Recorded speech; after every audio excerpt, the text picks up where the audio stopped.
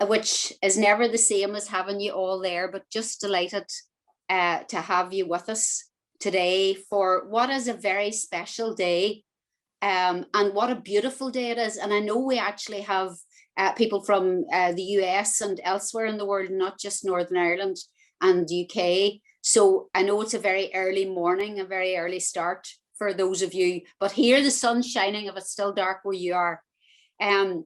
We're 10 years ago, almost to the day, we started again very early on a beautiful morning in a packed house in the City Hotel in Derry, where over 200 people joined us from all over Northern Ireland for a breakfast conversation with Sir Ken Robinson. And little did we think that a mere decade later, we'd be facing, a deadly global pandemic, Brexit, climate change, the digital revolution, this whole maelstrom of local and global challenges that have all driven every one of us literally home, and made it, unlocking creativity even more vital, if not existential. That's the big word for today. That's the one I would have stumbled on. But it's for both our individual and societal well-being. So we thought that it would be really good to revisit Ken's work. And this morning we're going to just do that. 20 years ago, I made an out of the blue phone call to Ken. I was permanent secretary in the newly formed Culture, Arts and Leisure, DCAL, as it was known, the first ever Department for Culture, Arts and Leisure, or as some people used to say, crack, alcohol and laughter, crack being the humour. But it was really a privilege to take up this new post, but with a blank sheet. And looking at Ken's, and I'll come back to how I got the All Our Futures. I was given All Our Futures by Noelle, who'll speak to you later. And I sat down that first weekend on the job and I read All Our Futures, and I just suddenly thought, my goodness, this is the agenda for creativity, for culture, for this new Good Friday Agreement, the devolved scenario we're in, this sense of hope and literally not knowing what to do or where to go. So I literally lifted the phone. Ken was in Warwick at the time in the business school. I rang him and I said, explained the situation, and I said, would you help us? And he said, well, what do you want me to do? And I said, I haven't a clue. And he said, of course. And so that was my first encounter with Ken. And it was thereafter similar. And he did explain to me at a later point that he was used to saying yes to women from Northern Ireland, as his wonderful wife, Terry, his lifelong mentor, was from Newry. So luckily for me, he said yes. And we actually embarked on a major exercise working across 4 government departments: education, enterprise, culture, and health, to look at the possibilities of interdepartmental work and to unlock creativity. And literally it fundamentally shaped the approach and the policies to arts and culture development, to enterprise and innovation and investment, the screen industry, and Marty will touch on this, I'm sure, later on, and creative approaches in education across Northern Ireland. It really was a golden time. And Ken worked with us over a period of 4 or 5 years to help us develop policies across party and across departmentally. And then I left him alone for a while, never totally, but 10 years later made that phone call to say, we have won the inaugural UK City of Culture for Derry Londonderry. Could you come and help us to make the best of our creativity in that year? And again, he said yes. In fact, on a BBC interview, he made the point that he was going to get an app to block phone calls from me, because it always meant work, but always work we enjoyed. He always brought such a humour to what he did. And with Ken then, that year, we were thrilled because he came. That was that 10 years ago was the first time he addressed the city, but he worked with us over a 3-year period, inspiring, and that's what you're going to hear about today, inspiring us to be what all we could be as a city. And really, what he was brilliant at was giving you the confidence and giving you the assurance that you were capable of anything. And by working together, you could get even more bang for your bucks. And the speakers are going to illustrate that, the panel later on. So we really are particularly honoured to be joined today by Ken's family. And when I first spoke with Kate and Terry, Kate, his wonderful daughter, and they said, look, we'd love something, and Kate will explain to you what they're doing and his legacy and his memory. But he was so confident of the work in Northern Ireland, and the fact that we landed, you know, especially in Derry as well, that Ken's work landed here. You know, you can write everything and you can purport policy, and here we took it and we did something tangible with it. So it was a real honor for the family to ask us to reflect on that. And today is that reflection, that Ken inspired us so much that we actually did something with it. And we weren't alone. There was other wonderful places such as Oklahoma, and our very good friend Susan McAlinden, who also Ken introduced. He kept saying to me, you need to meet this woman. He kept saying to Susan, you need to meet this woman. And we all both helped to share Ken's work, but make it tangible. Because he was always there just motivating us and keeping things going. So today is a really important time, because his life work lives on in the hearts and minds of many. Those of us who were lucky enough to call him a friend, those of us who were lucky enough to meet and work with him, but even more importantly, those who are only now discovering Ken's work and finding their way with it. And that's global, that's right across the world. You know, we've enacted personally and developed all that he stood for. And it's an anchor, I think, today in a storm of chaos that's just around all of us. You know, it's within ourselves, in the time and space that has been created to find our element like never before. Things take time. I think we're starting to count in decades, though now time has slowed down more than I think it's ever had. Though the people here that we're working with are working harder than ever, I think. And yet we seem to be just caught in this, you know, bubble. And so how can we break out of that and use Ken's inspiration to help us to do so, and to do so for the better? So without further ado, I'm going to introduce for the next half an hour Ken's film In His Element that we recorded on that day, which we were delighted to be able to have. It just shows you, again, a great decision at the time to record what he said. And the slides that you'll see today are all quotations from his book, The Element, that hopefully act as an introduction to each of our panel. And we'll come to the panel after we've had a chance to watch Ken in action, and just reminisce and reflect on all that he had to say. And his definition of the element is a place where things you love to do and the things you're good at come together. And I think that's what today's all about. So now I'm hoping that Paul will seamlessly move to the edited version of the film.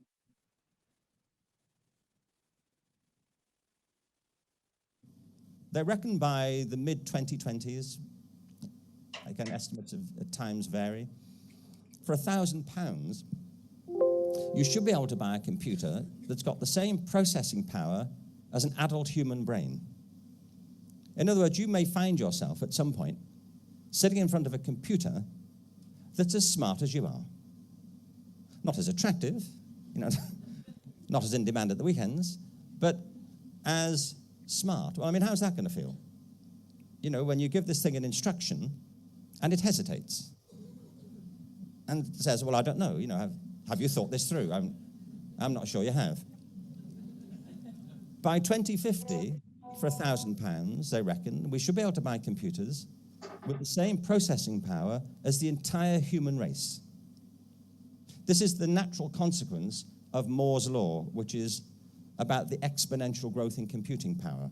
And my point is simply that from a technological point of view, all these gadgets that have revolutionized our world in the past 20 and the last 10 years are on the nursery slopes of the technological curve that we're now entering.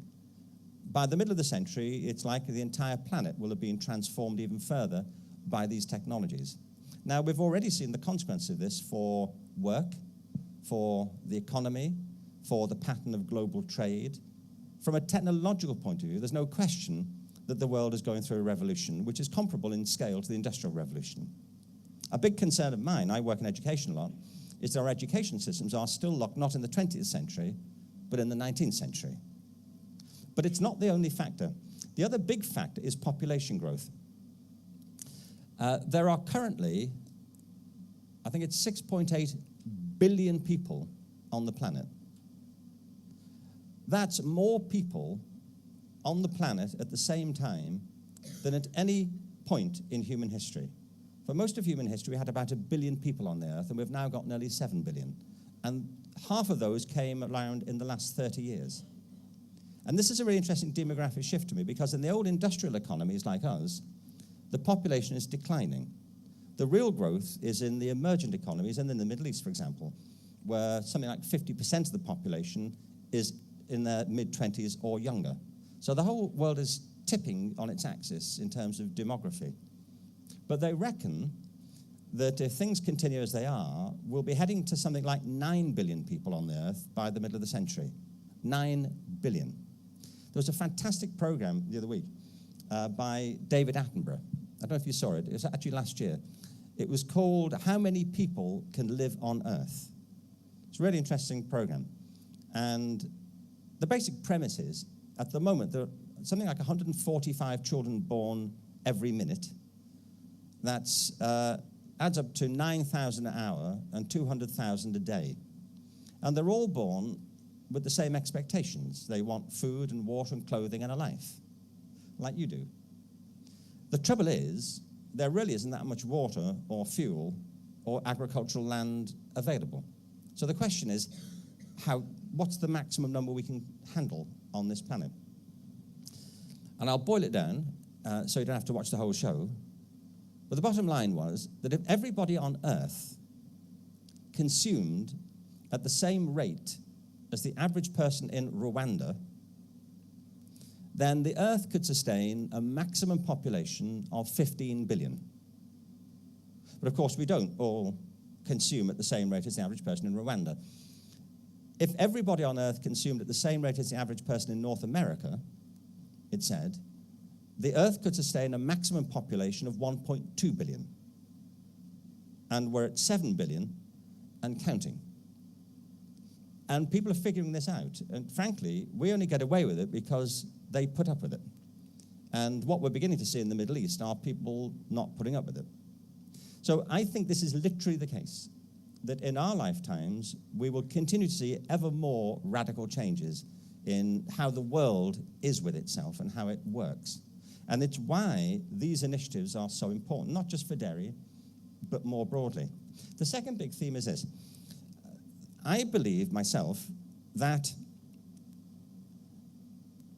there is a kind of crisis, not just in the world's natural resources, but in our human resources, that most people have no idea what their talents are. I don't know if that's true of you. I mean, I wouldn't know. But what I do know is an awful lot of people go through their entire lives without ever discovering what they're good at, or if they're good at anything.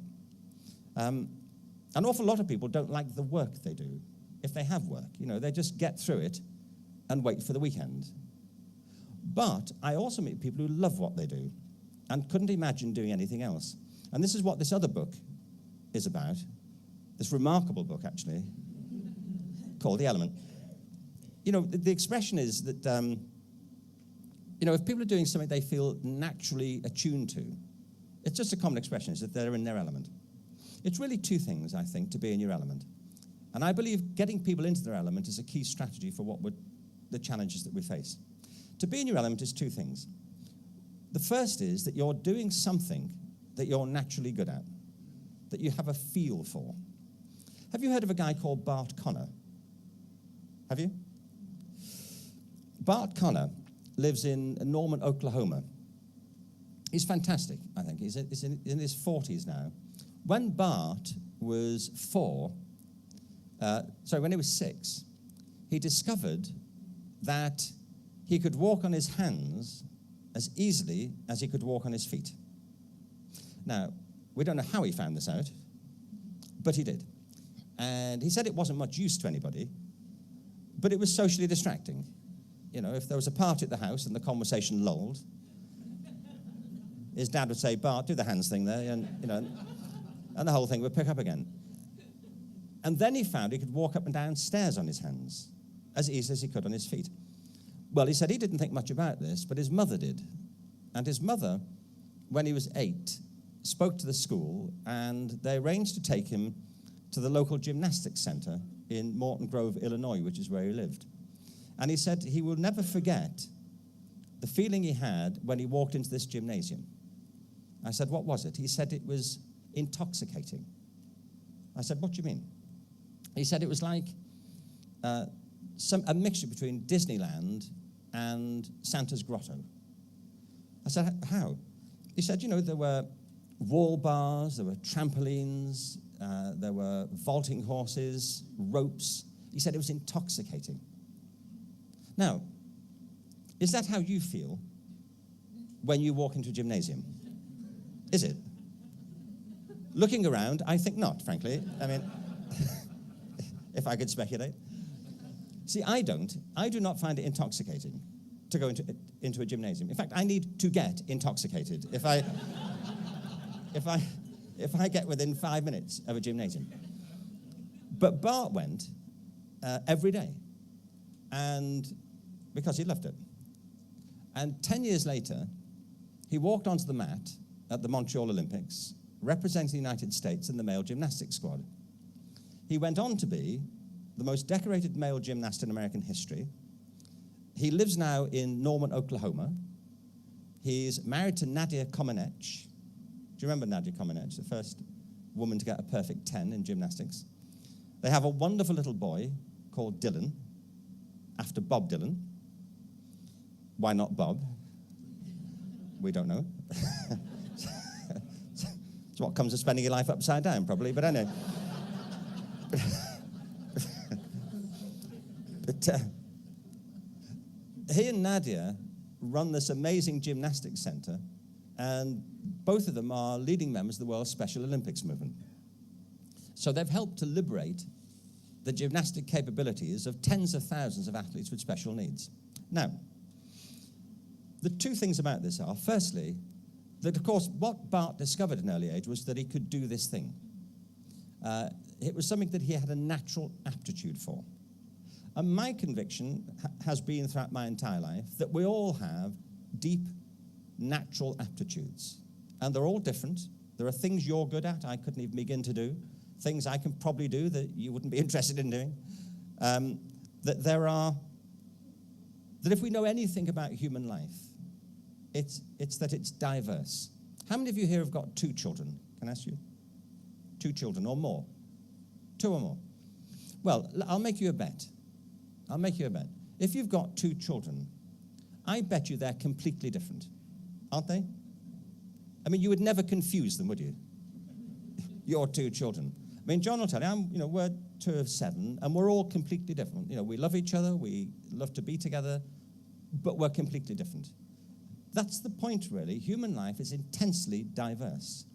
And one of the points of diversity is our natural aptitudes, which differ enormously. One of the big problems with education is that we don't encourage diversity. We're obsessed with conformity. And we require people to be good at the same things, and some things in particular. And if they're not good at those things, they or we conclude they're just not good at things. And it may just be those things that they're not turned on by. So aptitude is a big piece of it. But it's more than aptitude. To be in your element, you have to be not just doing something you're good at, you have to love it. I know all kinds of people who are good at things they don't like doing.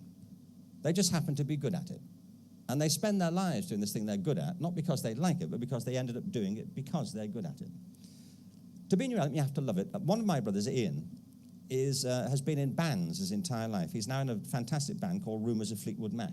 They were actually played recently. I think it was the Odyssey, wasn't it? With the orchestra and choir there. It's a fantastic band. Years ago, he was in a band in Liverpool, and they had this great keyboard player called Chaz. I went to see them. I did not look then, by the way, as I look now. I was not the distinguished sophisticate that you see before you.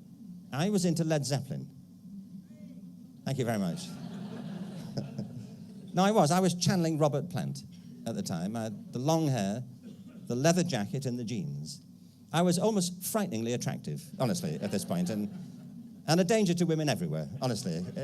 It wasn't even a fair fight, really. It wasn't even fair. It's why so many of them avoided me, I think. When I walked into bars, they would scatter. I could see they just weren't up for it. But this guy, Chaz, was fantastic. And I remember saying to him at the end, I went over at the gig, as we call it. Those of us who live at the leading edge of cool use language like this, a gig. So we were gigging, and I went over to Chaz, and I said, "You were fantastic tonight." He said, "Thank you very much." And I said, "I'd love to do that." He said, "Do what?" I said, play the keyboards like you play them. He said, "No, you wouldn't." Well, I was taken aback, frankly, because I thought I would. And in any case, I was just socializing. I wasn't there to be interrogated, So I persisted the way you do. I thought, I'm an expert in my opinions, I'll just carry on with it. I said, "Well, I would." He said, "You wouldn't." And we carried on in this way for some time till the barman intervened and said, "Would one of you move this forward?" So I said, "What do you mean?" He said, "Well, he said, I'm 25 now. I've been playing keyboards since I was 5. And I play 5 hours a day. I practice 5 hours a day. And I play probably 6 nights a week." He said, "And I do that because I love it. And I couldn't do it if I didn't love it." And he said, "If you loved it, you'd be doing it." He said, "I think what you mean is you like the idea of it." I said, "Don't you speak to me like this. I could be a distinguished person at some point." But of course, he's right. If I'd loved it, I'd be doing it. But that sense of passion, when you're doing the thing that comes naturally to you and feels most authentic, carries you through every type of obstacle. You can tell when people are in their element. One of the ways you can tell is your sense of time shifts. If you're doing something that you don't enjoy much, 5 minutes can feel like an hour, can't it? But if you're doing something that you love, an hour feels like 5 minutes.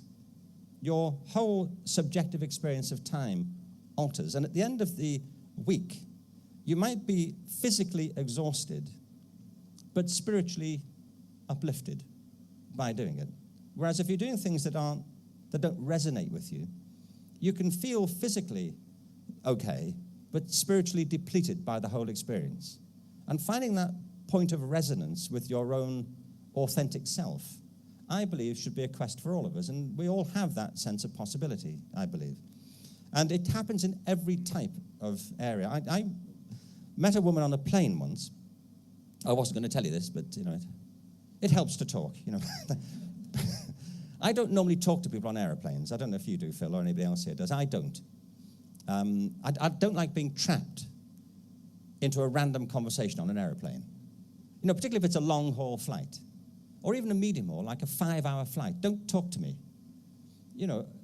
I don't mind talking when we land. I don't. I'm quite happy to regret the 5-hour conversation we didn't have. I'd rather that than regret the one we actually had, for the whole 5 hours. I was on a flight a couple of years ago to Hong Kong, and from Los Angeles, that's a 14-hour flight. And as I got on the plane, I sat next to this guy, and you can tell when somebody wants to talk. You can feel it, can't you? People start fidgeting. You can feel them trying to find their opening line, so you can bond. And I thought, don't do this. It's a 14-hour flight. I don't want to talk to you. Anyway, I was wondering what his opening line was going to be, and I was sitting there, and the plane, they hadn't even closed the door of the aircraft. People were still loading up. And anyway, the killer line eventually came out. He turned to me, and he said, "So, you going to Hong Kong?"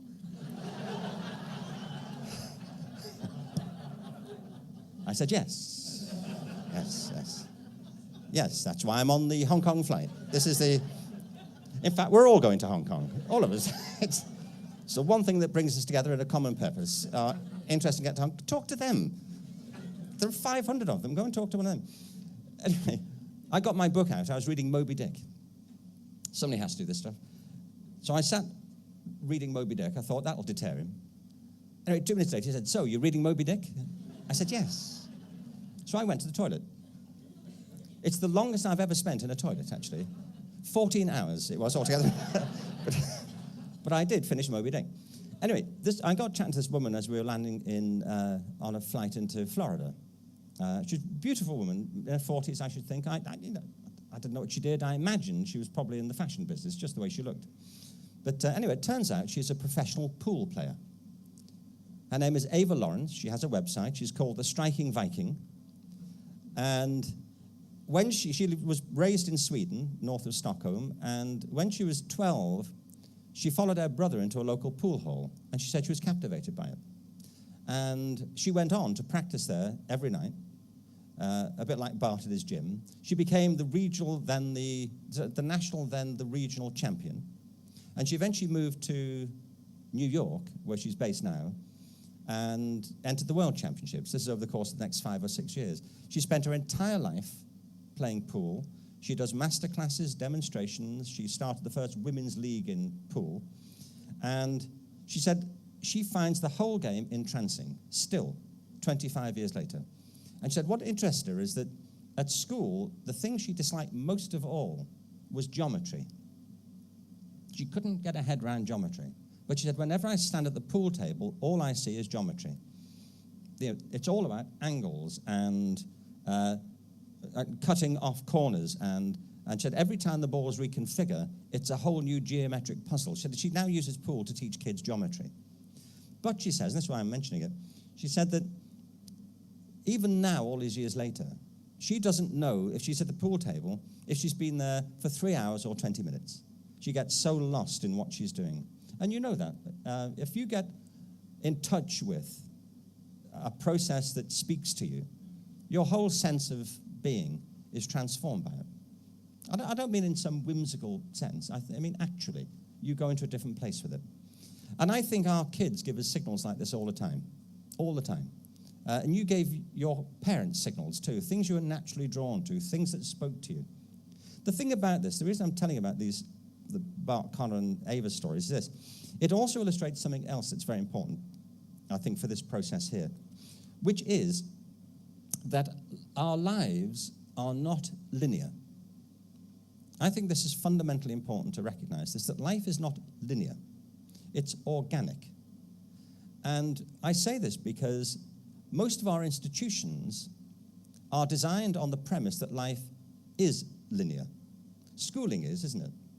Now, the idea is if you go right through the normal process and pop out the far end, suitably qualified, you'll be on track for the rest of your life. This has never been true. I don't know if you're doing with your life now what you thought you'd be doing when you were at school, are you? I mean, I'm not.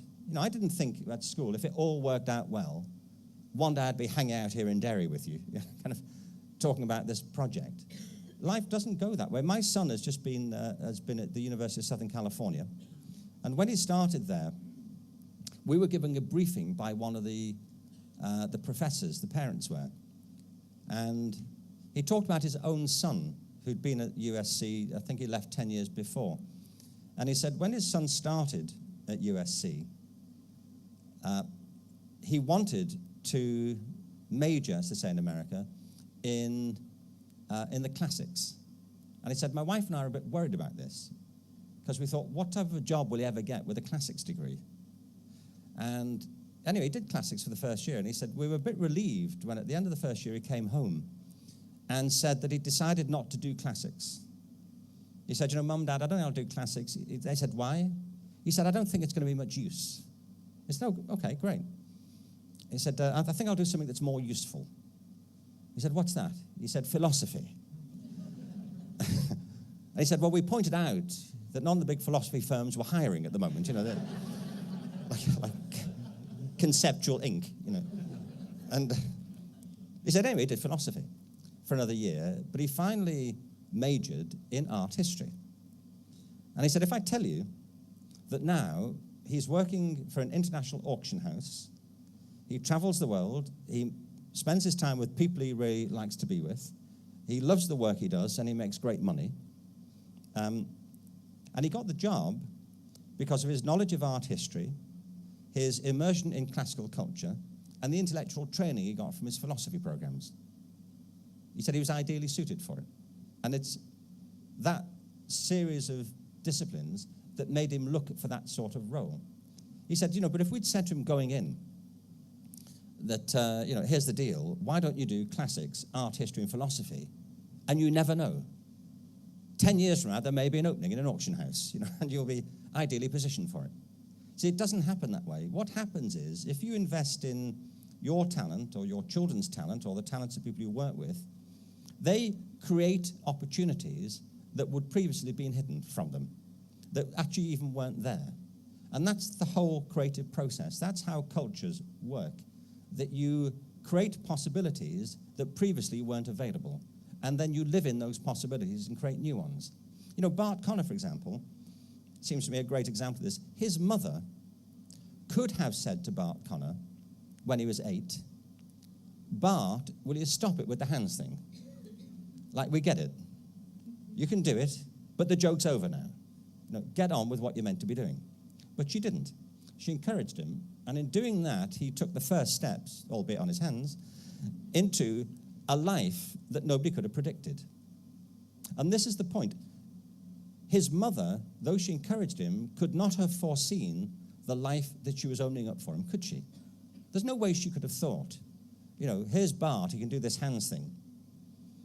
There's this girl in Romania, and I have a Bob Dylan album, you never know.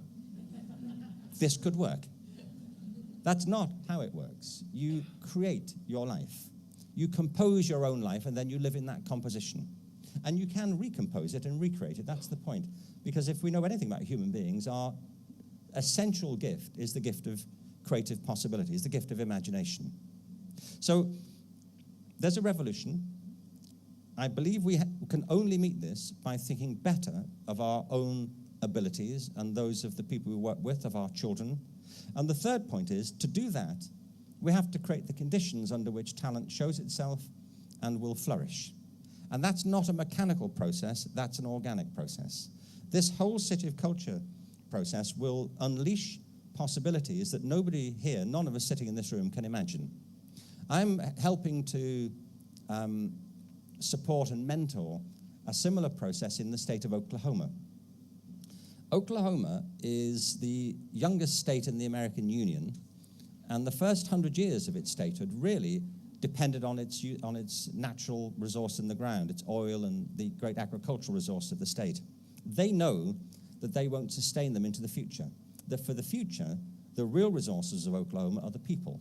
And what they are finding, by the way, is that many young people are leaving the state because they can't see a future in the state. So what we're trying to do with the Oklahoma Creativity Project is to create a new sense of possibility for the people living there. I've also connected Oklahoma to this international network of creative states that I mentioned earlier, and I think that's a possibility here, by the way, for Derry. There's a huge opportunity, I think, for Derry Londonderry in this international framework.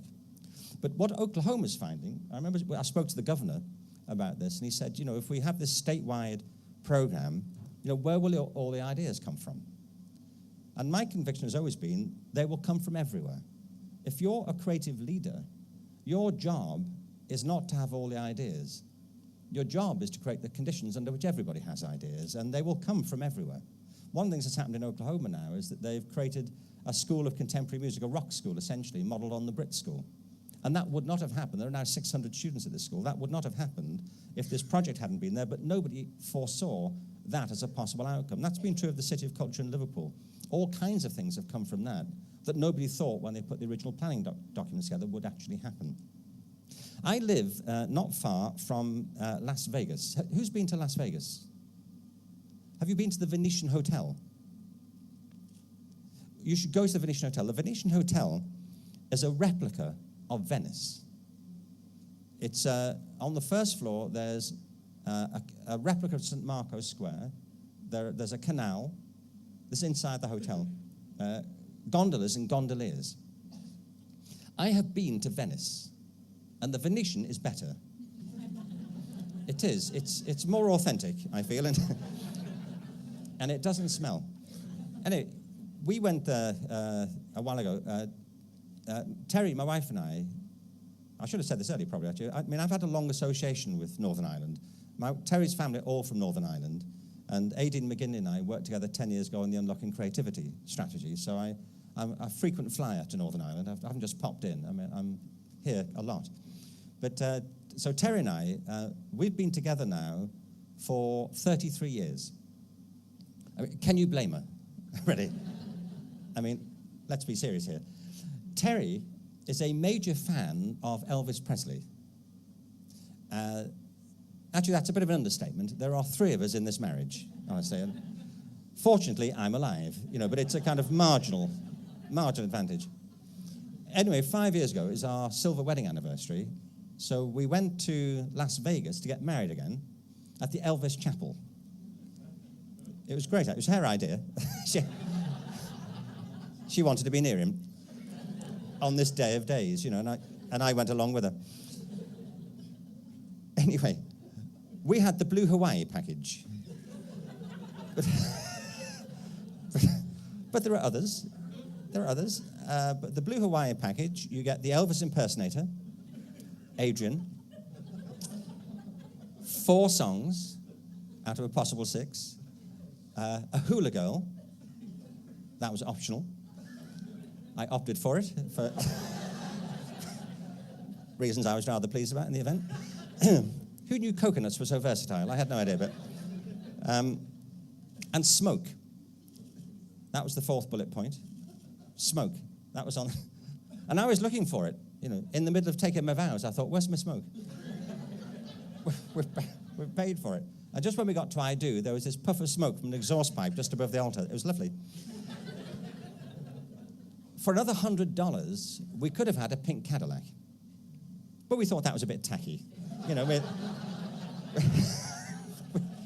We thought that was lowering the tone of the whole occasion, frankly. But anyway, I mention it for all kinds of reasons, but one of them is this, that if you think of it, there is no reason for Las Vegas to be there. If you've ever been there. There is a reason that Derry is here. We were saying this at dinner last night. There's a reason that Liverpool is where it is. It's a natural harbour. Oklahoma City is in a great agricultural plain. Chester is in a place of natural defence. Most cities, ancient cities, are there for some strategic reason. There's an advantage to the place. None of this is true of Las Vegas. Las Vegas is in the middle of nowhere. It's a desert. There's no natural water supply. The place is full of scorpions. Nobody would think of putting a city there. And yet, for a number of years, it was the fastest growing city in America, and it's one of the most famous cities in the world. The only reason that accounts for it is that Las Vegas represents something that is unique to human beings. There is something about Vegas that only human beings are really capable of. Actually, that's true of a number of things about Las Vegas. So I'm not talking about pole dancing, for example. Although it is true, only human beings seem to pole dance, don't they? Have you noticed this? Other species do not pole dance. They don't. And you can't train them to do it, by the way. You cannot teach your dog to pole dance. Just take my word for that, would you? It's a waste of a weekend, frankly. I wish it would never bothered. No, what I mean is the power of imagination. Las Vegas is an idea, really, and it's an idea that has proved tremendously fertile, and people have been drawn to it. If you think of it, almost everything that's distinctive about human beings comes from this power of imagination, the ability to bring to mind things that aren't present. And from that flows all the extraordinary capabilities of creative work. Creativity is not the same thing as imagination. Creativity is putting your imagination to work. It's applying your imagination. There are lots of misconceptions about creativity. One is that only special people are creative. Actually, we all have deep and profound creative abilities. The trick is to nurture them and evolve them. Another is that creativity is about special things, like the arts. Well, I'm an unapologetic advocate for the arts, particularly in schools. But you can be creative at anything, at maths, at engineering, at architecture, anything that involves your intelligence. And the third misconception about creativity is there's nothing you can do about it. You're creative or you're not. And actually, there's a lot you can do to make people more creative. And it's from that source of creative possibility that we produce this rich tapestry of human culture, the values and forms of behavior that distinguish different communities. So creativity and culture are intimately connected. Human culture is the outcome of these capacities. But it's about the conditions. And I have seen, in the work I've done the past 20 years, whole communities transformed. Phil will tell you about communities in Liverpool which have been transformed by giving them a new sense of possibility. Not far from Las Vegas is a place called Death Valley. Death Valley is the driest place in America. Nothing grows there because it doesn't rain. In the winter of 2004, it rained. 7 inches of rain fell on Death Valley. And in the spring of 2005, there was a phenomenon. The whole floor of Death Valley was carpeted in flowers. You can see this online if you Google it. Death Valley became a pasture for several weeks. Well, what it showed was that Death Valley isn't dead, it's dormant. Right beneath the surface are these seeds of possibility, waiting for the right conditions to come. And if the conditions are right, life is inevitable. That's how it is with organic processes. If the conditions are right, life will come. And if the conditions are wrong, life will hunker down. And it's exactly the same way with human ecosystems as it is with plants or any other natural ecosystem. Communities, if they are deprived of the right conditions, will hunker down and become hostile to themselves. If the conditions are right, people flourish differently. And I believe that that's what this whole City of Culture process is about. Culture is an organic term. You can't predict the outcome, but you can create the conditions under which growth will happen. And then you have to see what you can do with the things that begin to emerge. But I believe this profoundly in all the work I've ever done in schools, with businesses, with the cultural sector, that if you invest in people's sense of talent and creativity and give them the tools and a sense of possibility, extraordinary things will begin to happen. And it always happens, and it's inevitable that it will begin to happen.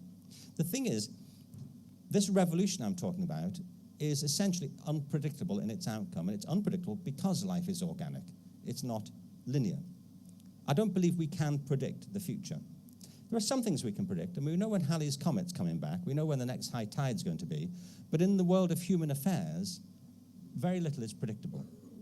We can't predict the future, but we can help to shape it. We can anticipate it, and we can help to bring it into being.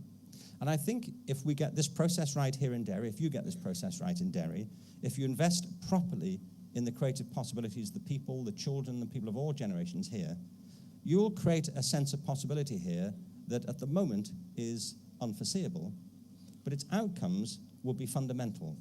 You will, I think, begin to see a harvest of creative work and creative achievement that you can't plan for, but whose riches eventually the whole city will benefit from. Thank you.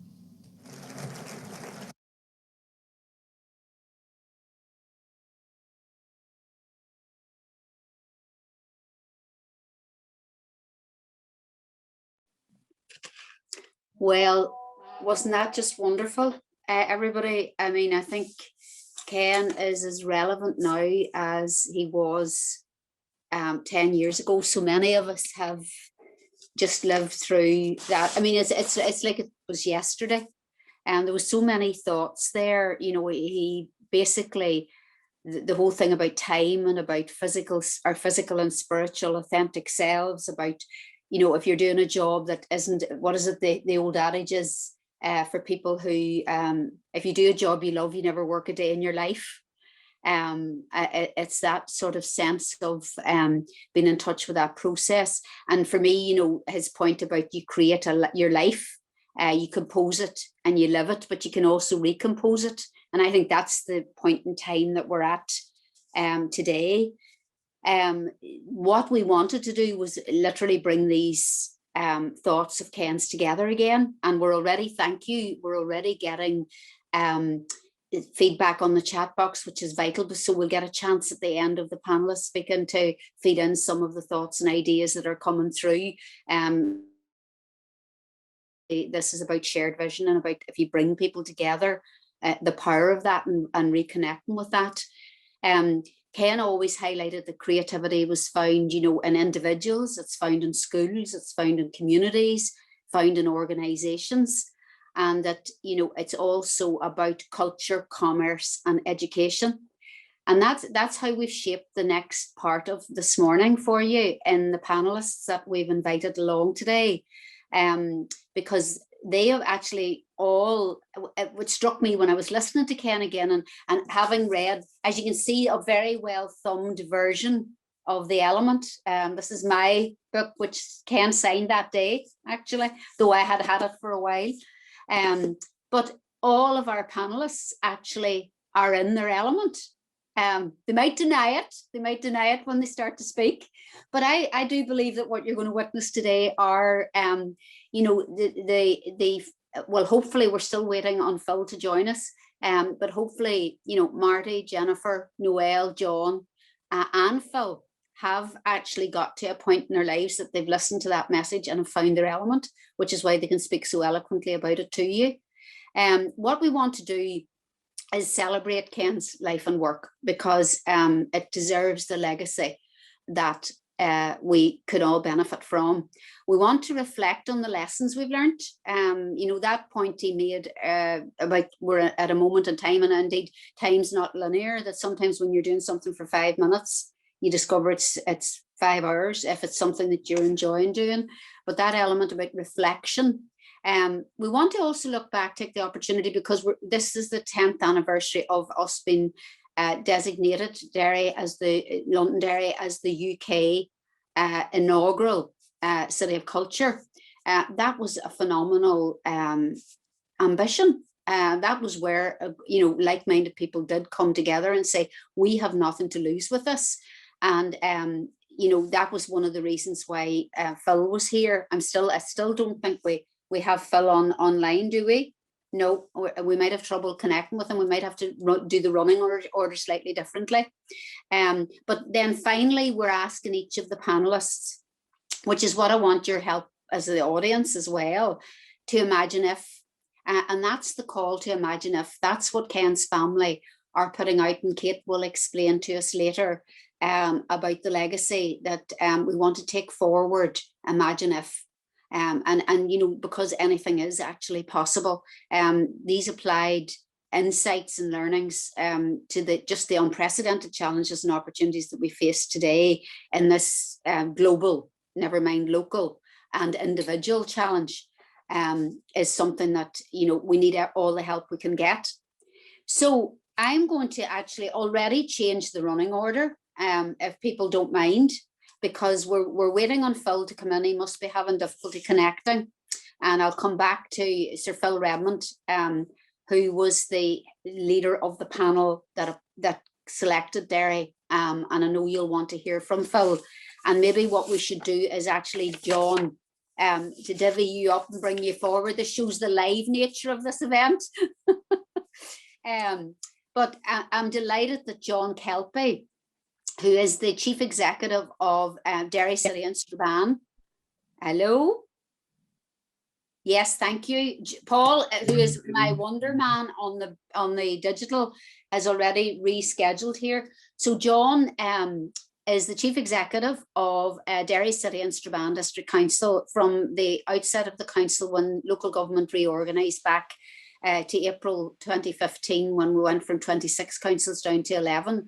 And John has managed and steered strategically that change, which was a big challenge for the city, because the city is now associated with my home place, Strabane. So you were bringing a lot of urban and rural together and melding all of that. And the council built a lot on the previous work done and the one plan which I was privileged to be involved in as well, but have created a fantastically ambitious strategic growth plan for the city from 2017 to 2032, which is going to involve over 10 years an investment of £3.6 billion, which is phenomenal. And I know John will share some of the impact of what we have done over the last 10 years with us, and how we've built on it, and indeed what the county of the city and all the surrounding district, addressing those economic, environmental and social well-being issues. And the thing that I think is most laudable about the strategic growth plan is that it's targeted on poverty, social exclusion and disadvantage. So it's very much a living and breathing plan.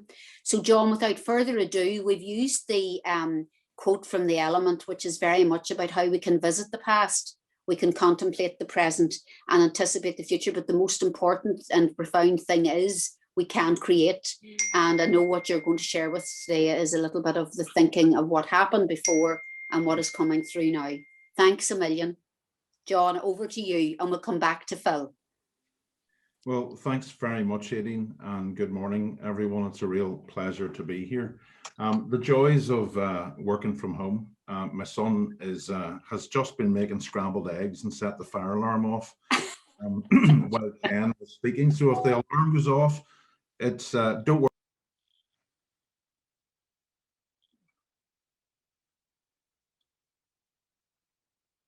I think I've muted myself there. So anyway, as I was saying, if the fire alarm goes off, stay where you are. It's me who's in trouble, not yourselves. So I suppose back in 2011, when Ken was speaking there was real momentum building in the city. There was a real sense of possibility in the air. I was really pleased and lucky to be part of it all. But I would say that's been something that's happened roughly every 10 years or so in the city over the last couple of decades.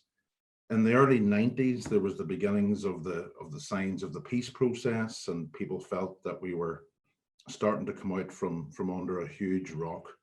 In the late 90s and early noughties, the Good Friday Agreement, I think Aideen mentioned this earlier, the peace process, the millennium was upon us. Things started to seem possible, and it began to feel real for the first time. There was no going back.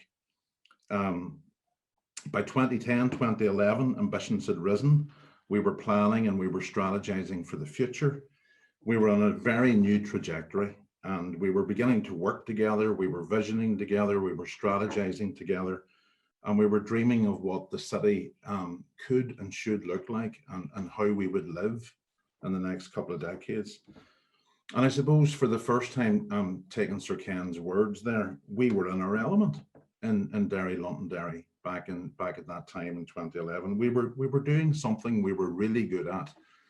Something that Derry people are really good at is talking about Derry, planning for the future of Derry, and even more importantly, we were beginning to show everybody else how good Derry was. So we were ready to tell that new story, one of hope, of ambition and creativity, and that's what we set out to achieve in 2013. And that's what we did in 2013, and we were really good at it. We discovered that we had a deep natural aptitude for working together on major projects, of going the extra mile, of creating and problem solving, of finding innovative solutions, of being hosts, and we really enjoyed it. And we know that because so many people got involved, so many people became immersed in it. It washed over us at the time like a huge wave, and it was over in a flash. And that warm glow, I would say, is still with us today. In the years after it, in the early years after it, we obsessed about legacy and the lasting benefit. We evaluated it and we measured it. And yes, we were relieved to see that many of the metrics were good. Tourism expenditure in 2011 was £29 million. By the time we got to 2013 with all of our events, it was £47 million, and it rose to £71 million in 2019. And there was a huge amount of physical transformation, obviously. I mean, the city transformed hugely physically. The Peace Bridge, the Guildhall was refurbished, the riverfront opened up for the first time. Ebrington was beginning to blossom. St. Colum's Park became refurbished, and we used the city in a whole different way. We took back ownership of it, and families took back ownership of it at night time especially.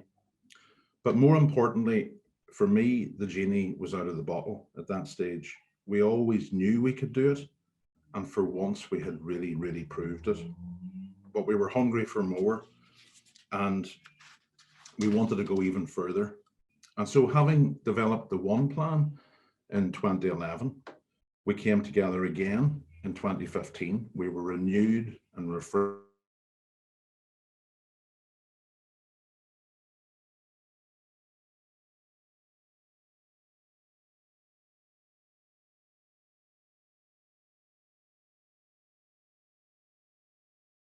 for inclusive economic, environmental and social growth and well-being for the city and district for the next 10 to 15 years. This time round, we really were in our element. Our resilience, which had been so depleted during the decades of the Troubles, had been replenished by the year of 2013, had been replenished by the confidence that that gave us. And although we didn't know it then, we would need it for the next few years, because the next few years have been pretty rough, pretty bumpy. There was big restrictions in money, big restrictions in budgets. We lived through a few years of austerity and we had to tighten our belts, and monies to do great things and realize great ambitions were no longer there. There was huge political change locally. Here we had, as Aideen has said, the two councils merging, a shift in dynamic politically in terms of how the region was managed. And in Northern Ireland terms, of course, we had the collapse of the executive and 3 years without any government. And of course, bang in the middle of all of that came Brexit. And all of a sudden, particularly here, particularly in this cross-border location, it felt as if the world was closing back in again. It felt as if, having opened our horizons, they were again being limited. And of course, in the last year or so, we've had COVID. But all the while, all during that period, we continued to plan. We kept our eyes firmly on that distant shore, and we knew we could reach it. And with our new confidence, and still in our element, I would say, when it felt like things were closing in again, we pushed back and we expanded our horizons. We reignited relationships in London, in Dublin, in Europe and the US. We reconnected with our diaspora. We formed a new strategic partnership with neighbours in Donegal. We established trade links in China, in Philadelphia, in New York and in Boston. And we worked together and we pushed really hard to advance our plans. And this week, on Wednesday of this week, almost 10 years on exactly from Sir Ken's presentation in March 2011, we will sign a heads of terms agreement with the UK government and the Northern Ireland Executive on a city deal funding package of over £250 million of investment, the largest city deal per head of population ever secured in the UK, the single biggest ever investment in the city and district. We'll build a new medical school with that. We'll create and build 3 new centres of world-class innovation excellence in data analytics, in artificial intelligence and robotics, and in health and life sciences. We'll undertake 2 massive regeneration projects along the riverfront and the city centre of Derry and in the town centre of Strabane. And we will build new tourism projects and greatly enhance the walled city. And on top of all of that, we're investing over 70 million in parallel in community projects right across all of our neighbourhoods and right across the city and district. So, in my opinion, the next 10-year wave now begins. The new story that we developed over the last 10 years gets more exciting, even more exciting. It's a real page turner. You can't actually put it down, in my view. Imagine if every young person who feels despondent, who feels there is no hope, who feels disconnected, knew this story, felt part of it, creates the next chapter, makes it their own, and we're in their element. Thank you.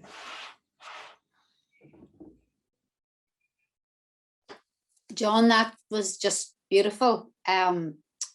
Really compelling, especially your what if. I mean, and that's what I think we want to get out of today. And if people listening in the chat box give us their what ifs, I think we've got a real agenda going forward. But that whole idea of a new story, of when we were formulating a new story 10 years ago, and now that story is continuing, as you say, and that young people feel part of that story. That's fabulous. And, you know, in one way, Phil, I'm delighted that you've now joined us, because it's probably good that you got to hear what John had to say.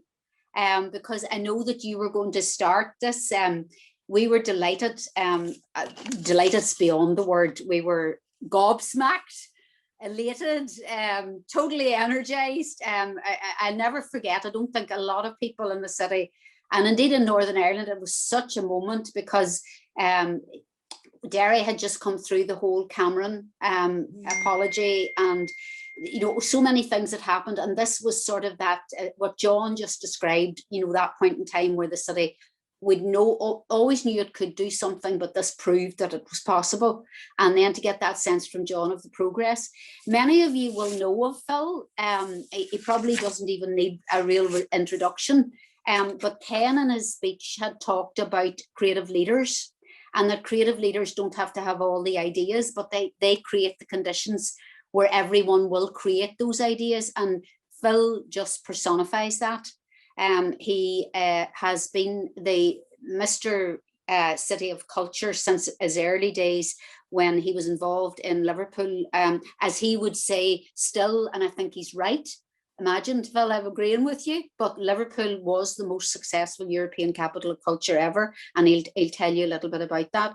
But in terms of creativity, the quote we've chosen for this section is, creativity is a process of having original ideas that have value, and Phil just personifies that. I mean, he's well known for his television work, for drama series such as Grange-Hill, Brookside, and even through to the day Hollyoaks. And indeed, I remember the excitement when Hollyoaks came to Derry Londonderry for a week during City of Culture. My goodness, talk about putting us literally on the map. And indeed, small things. I know that Phil, when Hull won UK City of Culture, the following year, it was the second city, and Phil managed to persuade, and I was in his presence at the time, Tony Hall of the BBC, to put Hull on the weather map. And it's these small things that people with imagination like Phil can create that difference. He also shares with Ken a passion as an advocate and ambassador for his home city. I know they've many rivalries in terms of football, which will remain unspoken, but Liverpool, he is Mr. Liverpool personified. And again, too, I was honoured to be present when he was given the freedom of the city of Liverpool by his own city. But he has just so many strings to his bow. But today, to hear from him, for him to come back 10 years almost to the day when he introduced Ken that morning, and now he's back to tell us 10 years later where we are, where we've been, where we are, but hopefully imagine if where we could go. Phil, over to you. Mute. Well, you mute.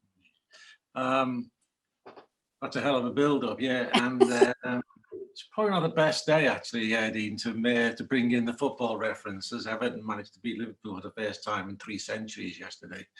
However, and funnily enough, one of the things Ken and I used to joke about was the fact that he was actually an Evertonian, and I worked out that obviously his time spent thinking about creativity and culture was that he never had to think about football, but that was just a kind of, whatever.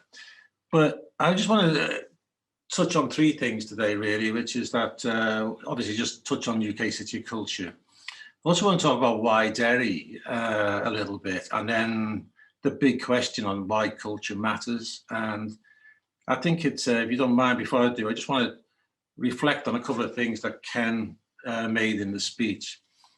And he said then, and I think John picked up that 10-year theme. I mean, Ken said something, he felt that something of global significance was happening at that time. And I think he was right.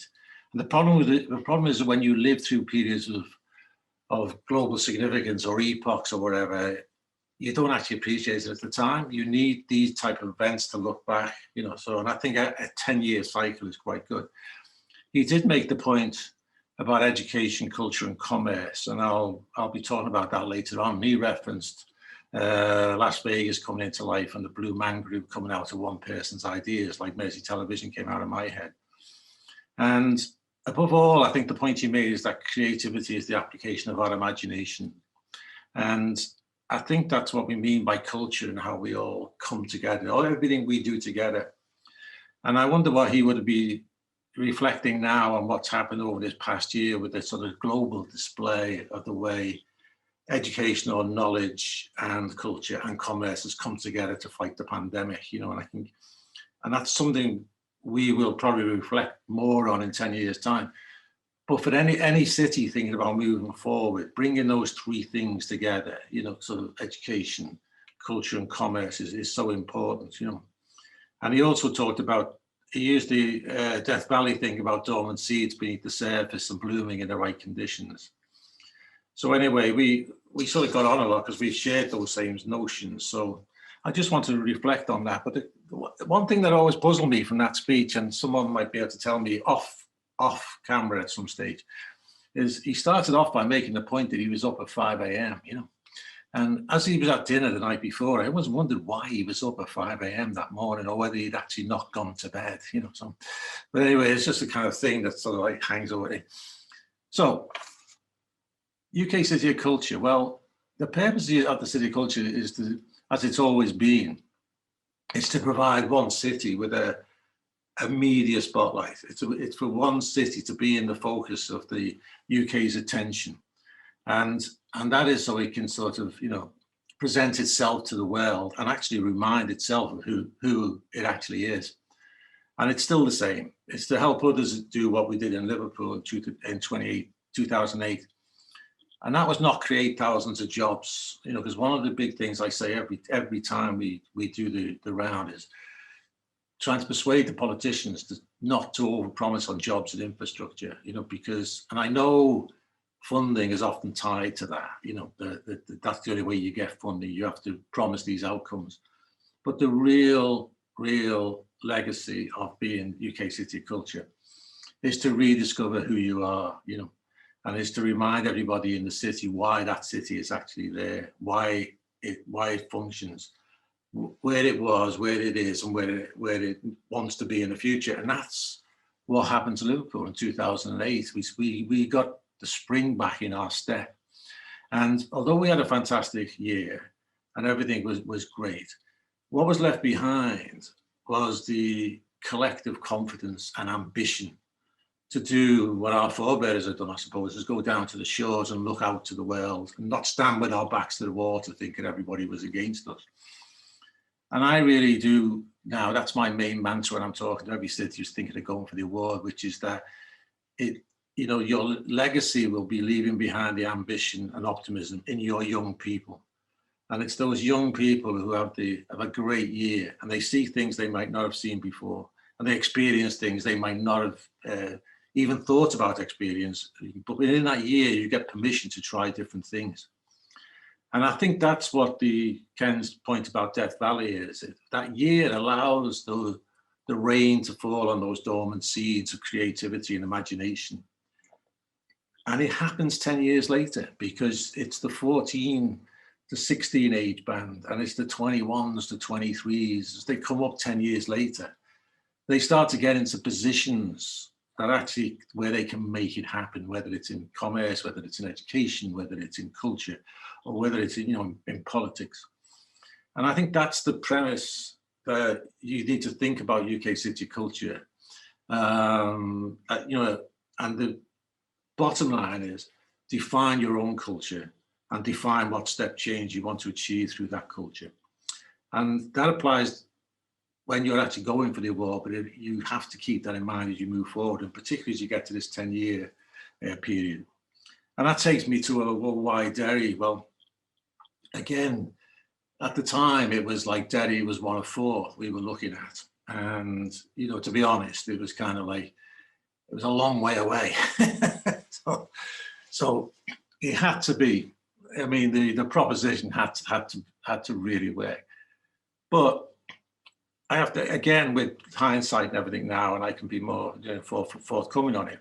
When these lines of Seamus Heaney were read on the bid document, it seems so obvious, you know, that those 5 lines, you know, talking about, you know, rhyme and, you know, yeah, and also the line about, you know, history rhyming, you know, it's just, it just seemed to be, you know, the moment. And I think, again, thinking about that 2013 was one of those moments, I think, the once in a lifetime moment, you know, when Hope and History ran.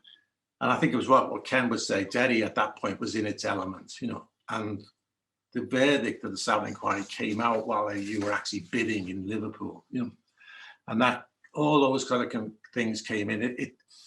And I actually, you have to say to Marty McGuinness, that didn't have any bearing on it, to be honest, but it was all part of that great wave of what was moved and just made it so obvious it must hit that city. But then at the same time, it was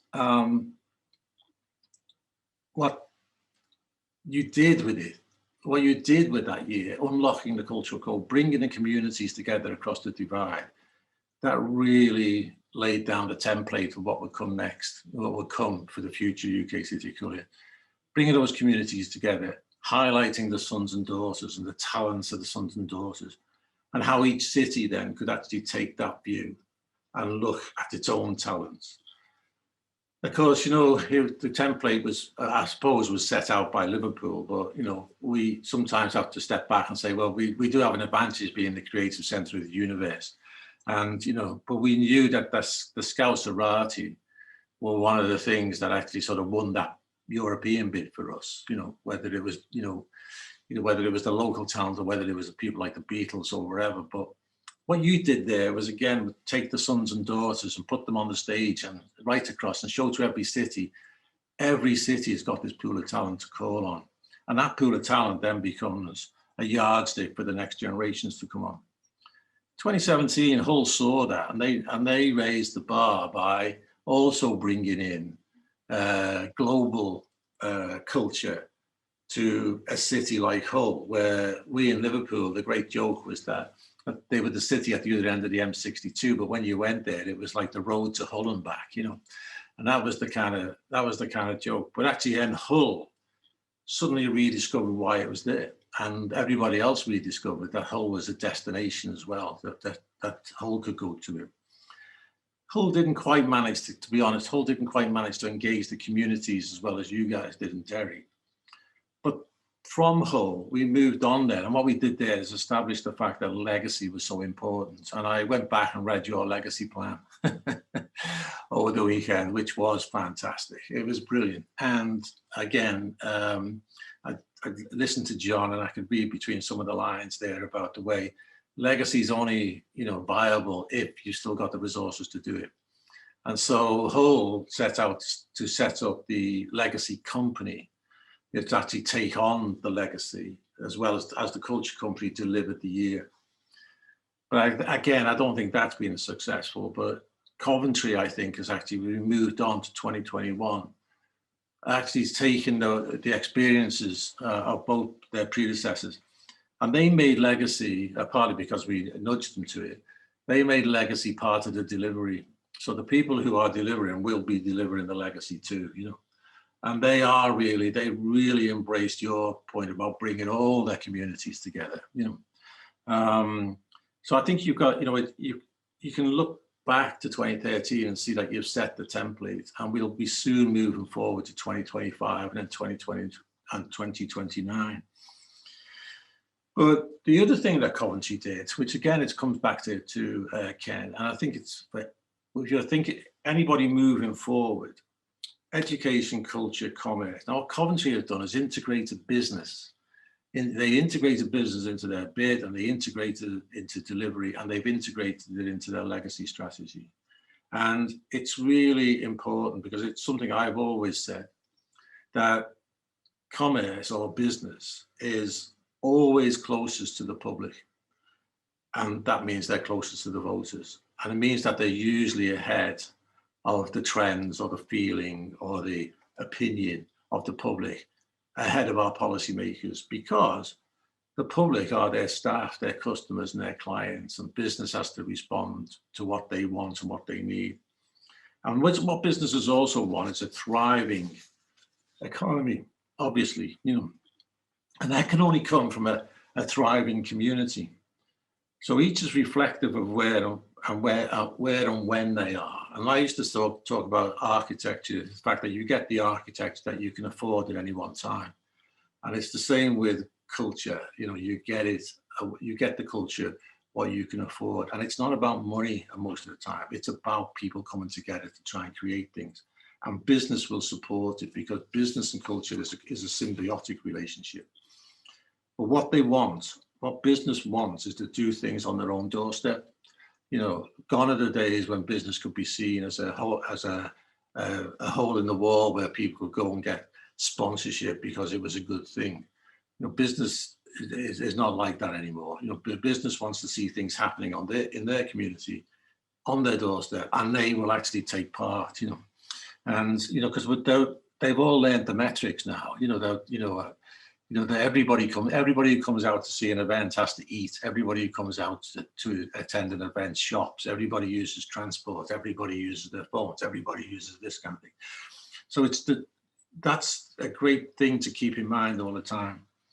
So from the UK City of Culture point of view, that's a fantastic legacy that you passed on. And by making a success of the year and show how communities can come together and everything.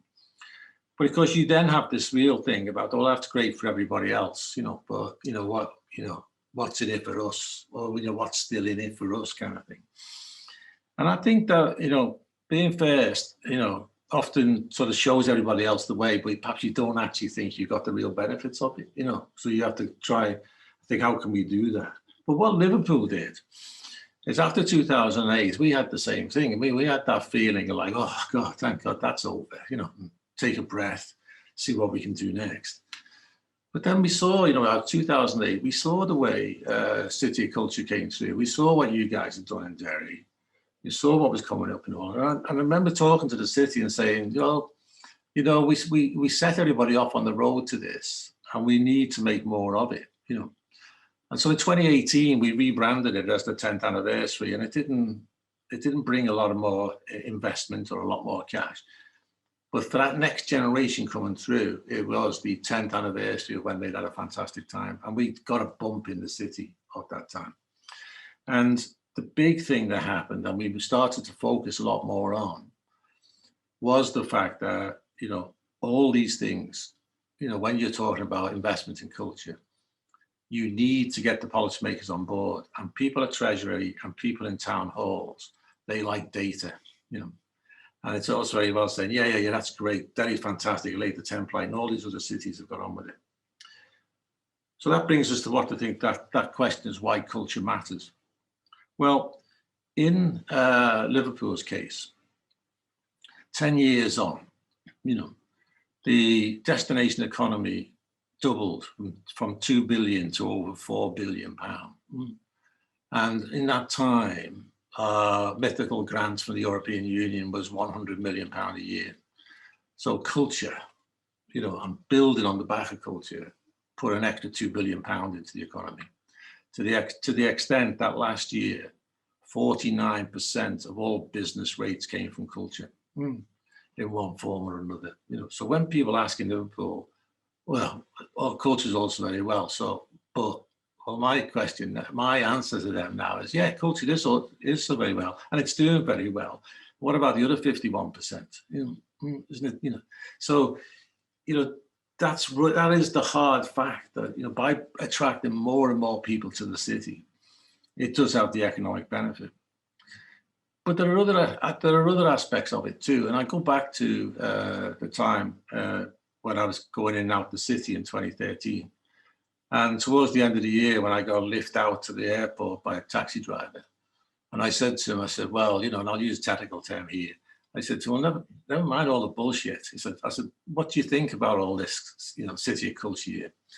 And he turned around to me and said, well, Mr. Redmond, he said, I'm in my 50s, and this is the most peaceful year of my life, you know. And to me, that's what I think is the value of culture, you know. And I don't know whether you've ever done the metrics or analysed on what the peace benefit of that year actually was, you know. But, you know, that's the kind of thing.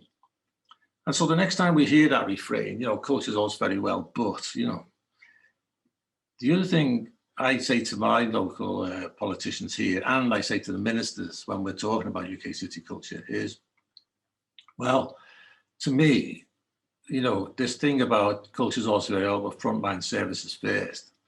Well, actually, culture is the frontline service, you know, and that's what Ken was getting at, you know, when talking about all the three things being mixed: education, culture, comment. Because to win minds and hearts, to win the support of the people, you know, to bring about any change, you have to have a strong cultural connection, you know, and that's why I think that culture is the frontline service. And it's no coincidence that those lines from Heaney have echoed down the ages. It was like Bill Clinton used them in 1991 on his visit, didn't he? And Biden used them in the inaugural address. Because, you know, the question now is where is, and John touched on this in his 10 years, where is the farthest shore? So 2023, I think, will be your 10th anniversary. And that's time to look back and manage the myth of legendary, you know. And it won't take a lot of money, you know, but it doesn't take a lot to give people permission to come up with their own ideas, you know, and host their own reminiscences and celebrations. But that 10th anniversary will also bring back the media spotlight. It will also give you the attention, you know, and to remarket the city again. And so if you can do that, you know, you can get people to look back at their own highlights and think about how they can create their own events to celebrate that. Find the businesses or commercial partners to come in behind it, you know. I think you'll probably have something to work with, you know. And it worked for us in 2018 quite simply. So, you know, I think you should do it. And media loves anniversaries.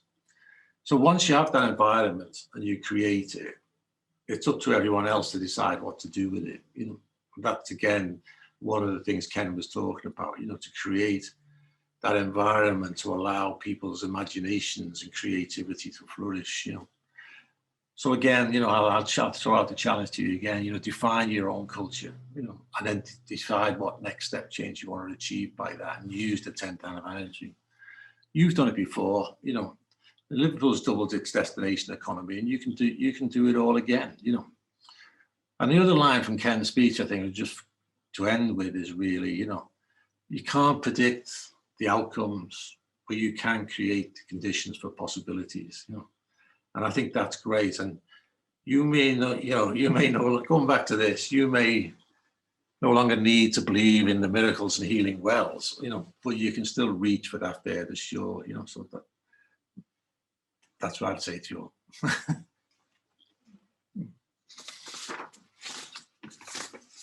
Well, as always, it just reminded me of old times, and, you know, how you can come and inspire and, you know, it's so many of the things there. You've actually given me a really lovely transition over to Jen, which I'll do shortly. But just to thank you, I mean, one of you, the point you're making too about the change and about the measurement for peace. And in the chat box, we have a wonderful example of the Bands Forum and the work that was done across the community, where a common platform. I would encourage people to look at the chat box to see that example. It's a brilliant one where it really did create a different place in the city that is the envy of a lot of other parts of Northern Ireland. And it's in the times we're in, it's all the more important that we create the conditions. And what John was saying, you know, about being a page turner, I think you've set that scene. Derry, I think tourism grew by about 42%. And in a separate study, you were asking the point about evidence, which is true. I think it was something like 84% of the city, of people in the city, said how proud they were to be of the city as a result of City of Culture. So you're quite right about getting the tangibles. And I thought the point about business and how business is close to the public, sometimes people don't think of it that way. In fact, if anything, they think that business isn't. And business need thriving communities and to have a thriving economy. And that leads me perfectly into presenting now Jennifer Neff. Sorry, Jen, I'll always call you Jen. Jen, I had the privilege of working with Jen 10 years ago. And Jennifer's one of those, that decade that Phil mentioned, of entrepreneurs. Again, a thing that struck me about what he said there about the next generation, that, you know, the 14-year-olds then or the 24-year-olds now. Jen, I'm not going to ask you your age, I promise. But, you know, Jen was a young woman, working in the community when she first heard Ken speak. She, along with her co-founder, Leanne Monk, just has created a wonderful digital for good company in Derry called Elemental, based on the fact that she herself was so inspired by what she heard from Ken, that her award-winning company is now named after him. And what her and Leanne are doing is embedding social prescribing and putting creative approaches into the delivery of wellbeing programs right here, not just in Northern Ireland, but across the UK, which is exemplary. Indeed, she herself was a TED speaker in the past and voted Maserati. Is that right? I probably pronounced that wrong, Jen, but one of the top 100 entrepreneurs in the UK in 2018.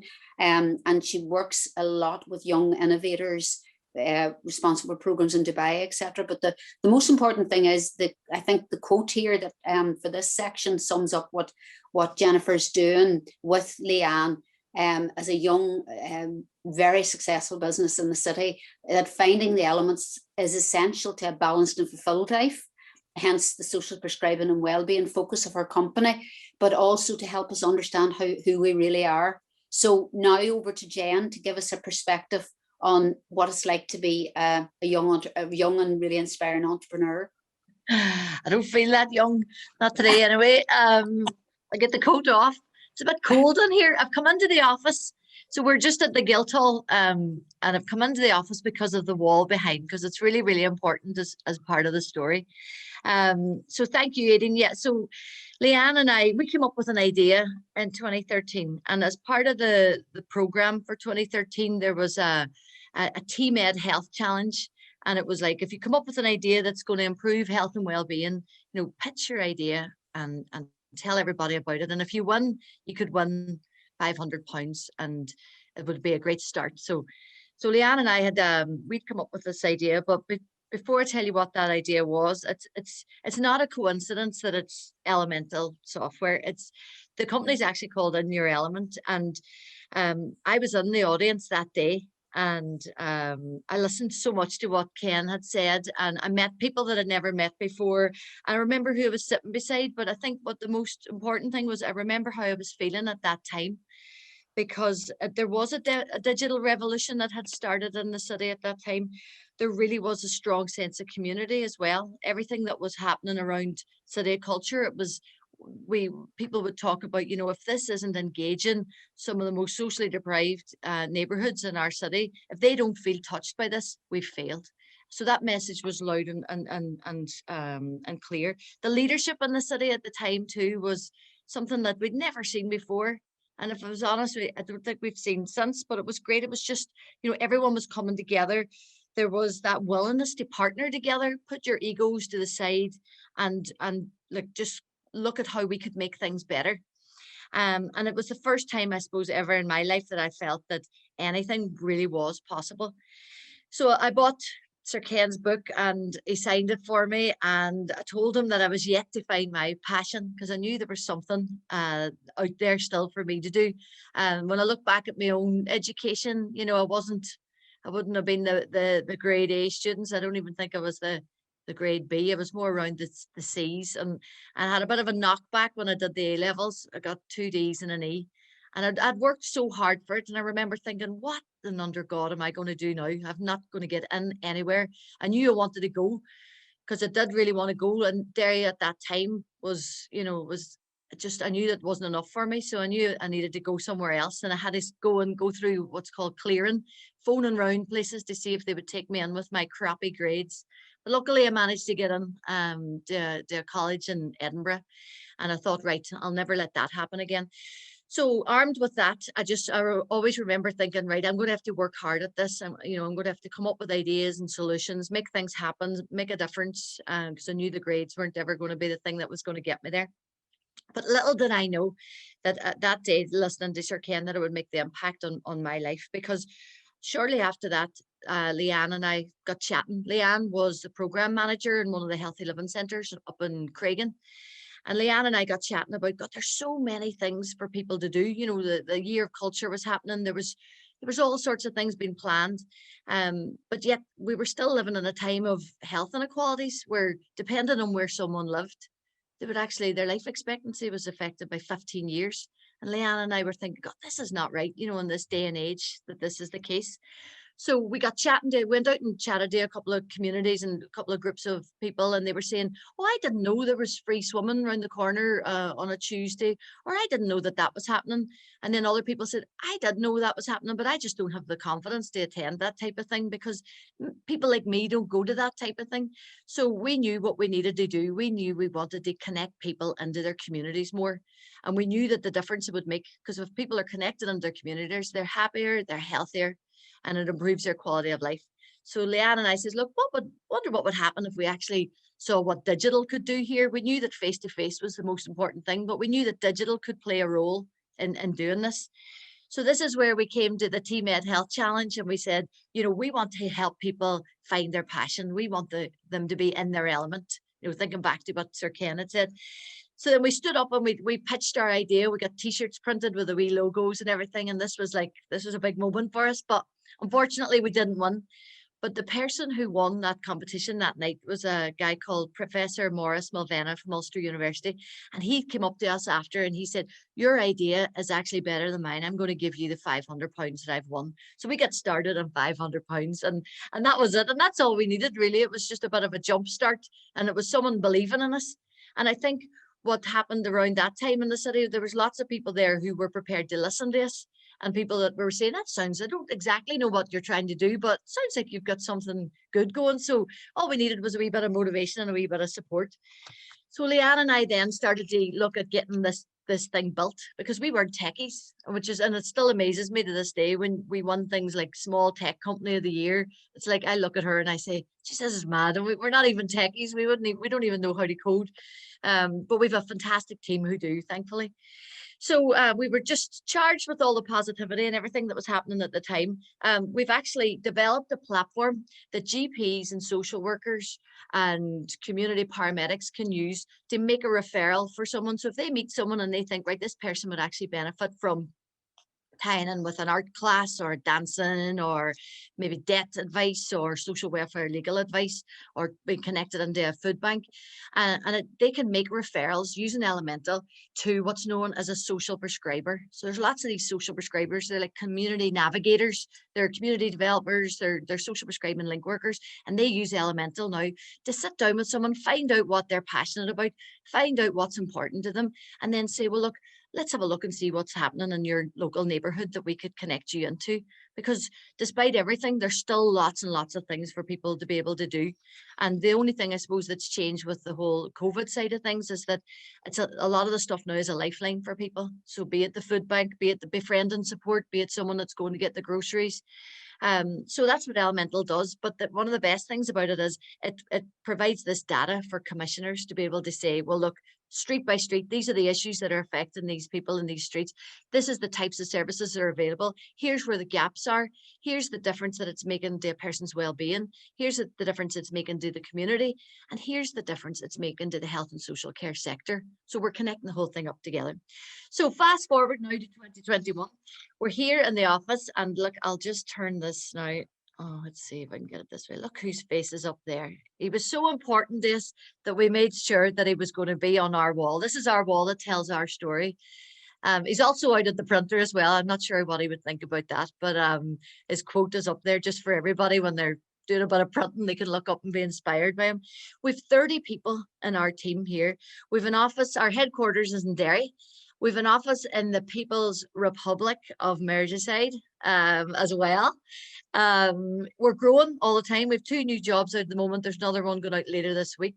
75,000 people are benefiting from being connected in their communities via Elemental. And this is honestly just blows us away to think about it. But we just don't want anyone to be left behind. We want to create an environment where and we moved to the city centre. I mean, just as the pandemic was happening, and we've no regrets in that. Leanne and I said it's important for us to have, people in the city centre working, living, buying their lunches, things like that. So we've no regrets of that. Trying to get a bit of a rent reduction from the landlord, but we'll see how that goes. But yeah, so it's just, we owe it, we really do owe it all to City Culture, to Digital Derry, to Sir Ken. I had a message from one of the team there that's based over in Durham, and she said, good luck today. I know how important this is to you and how important Sir Ken has been to you and Leanne. So, and she was wishing me good luck. So yeah, it's great to be able to tell our story. We want to show people that anything is possible. Literally, we were sitting in that audience and we heard what he said and we took it into our hearts, and we've made although we've made a business out of it, we're creating opportunities for people, and we're showing people that, you know, anything is possible. So thank you. Yeah, and I don't need to say any more. You just personify it. You just take it, run with it, and, you know, look at the good you're doing. And just to say to you, we're running tight on time here, but the chat box is so rich. We've had Stoke-on-Trent, Phil, and Paisley, who have both commented that it was, even though they were unsuccessful, how inspired they were by you and Ken and by the process, and how both cities have progressed. Stoke's still making art from dirt, and Paisley have just won a major award in Scotland. So isn't it wonderful? Just that's the people who are watching in today, and that's the impact we're having. So because of time, I'm going to march on quickly to the next person, Marty Melarkey, or Marty as he's best known. And he would never say anything good about himself. That's the kind of him. But Marty was the inspiring founder of the Nerve Centre in Derry, which must be an institution by now. And it was this point about mutual inspiration. I remember, as I said to him, visiting him many years ago for grants, and they were a guitar collective, a group of musicians who came together, and out of that have created the most wonderful model of creativity that I could suggest to anyone. And he'll talk to you himself about the creative learning centres and all the work that came out of it. And most importantly, Martin was the senior programmer for the community and education within the team that delivered Derry City of Culture in 2013. So Marty, without any further acknowledgement other than how wonderful you are, over to you.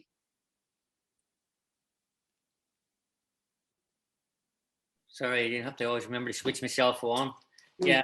I'm just going to say a few words, really, because obviously what Phil and John and Jennifer, of course, have said about the City of Culture, in the sense, you know, speaks volumes anyway. I mean, I suppose, first of all, I want to say really that what Ken, I suppose, identified for me, really, in his speech and a lot of his writings is the role of the creative maverick.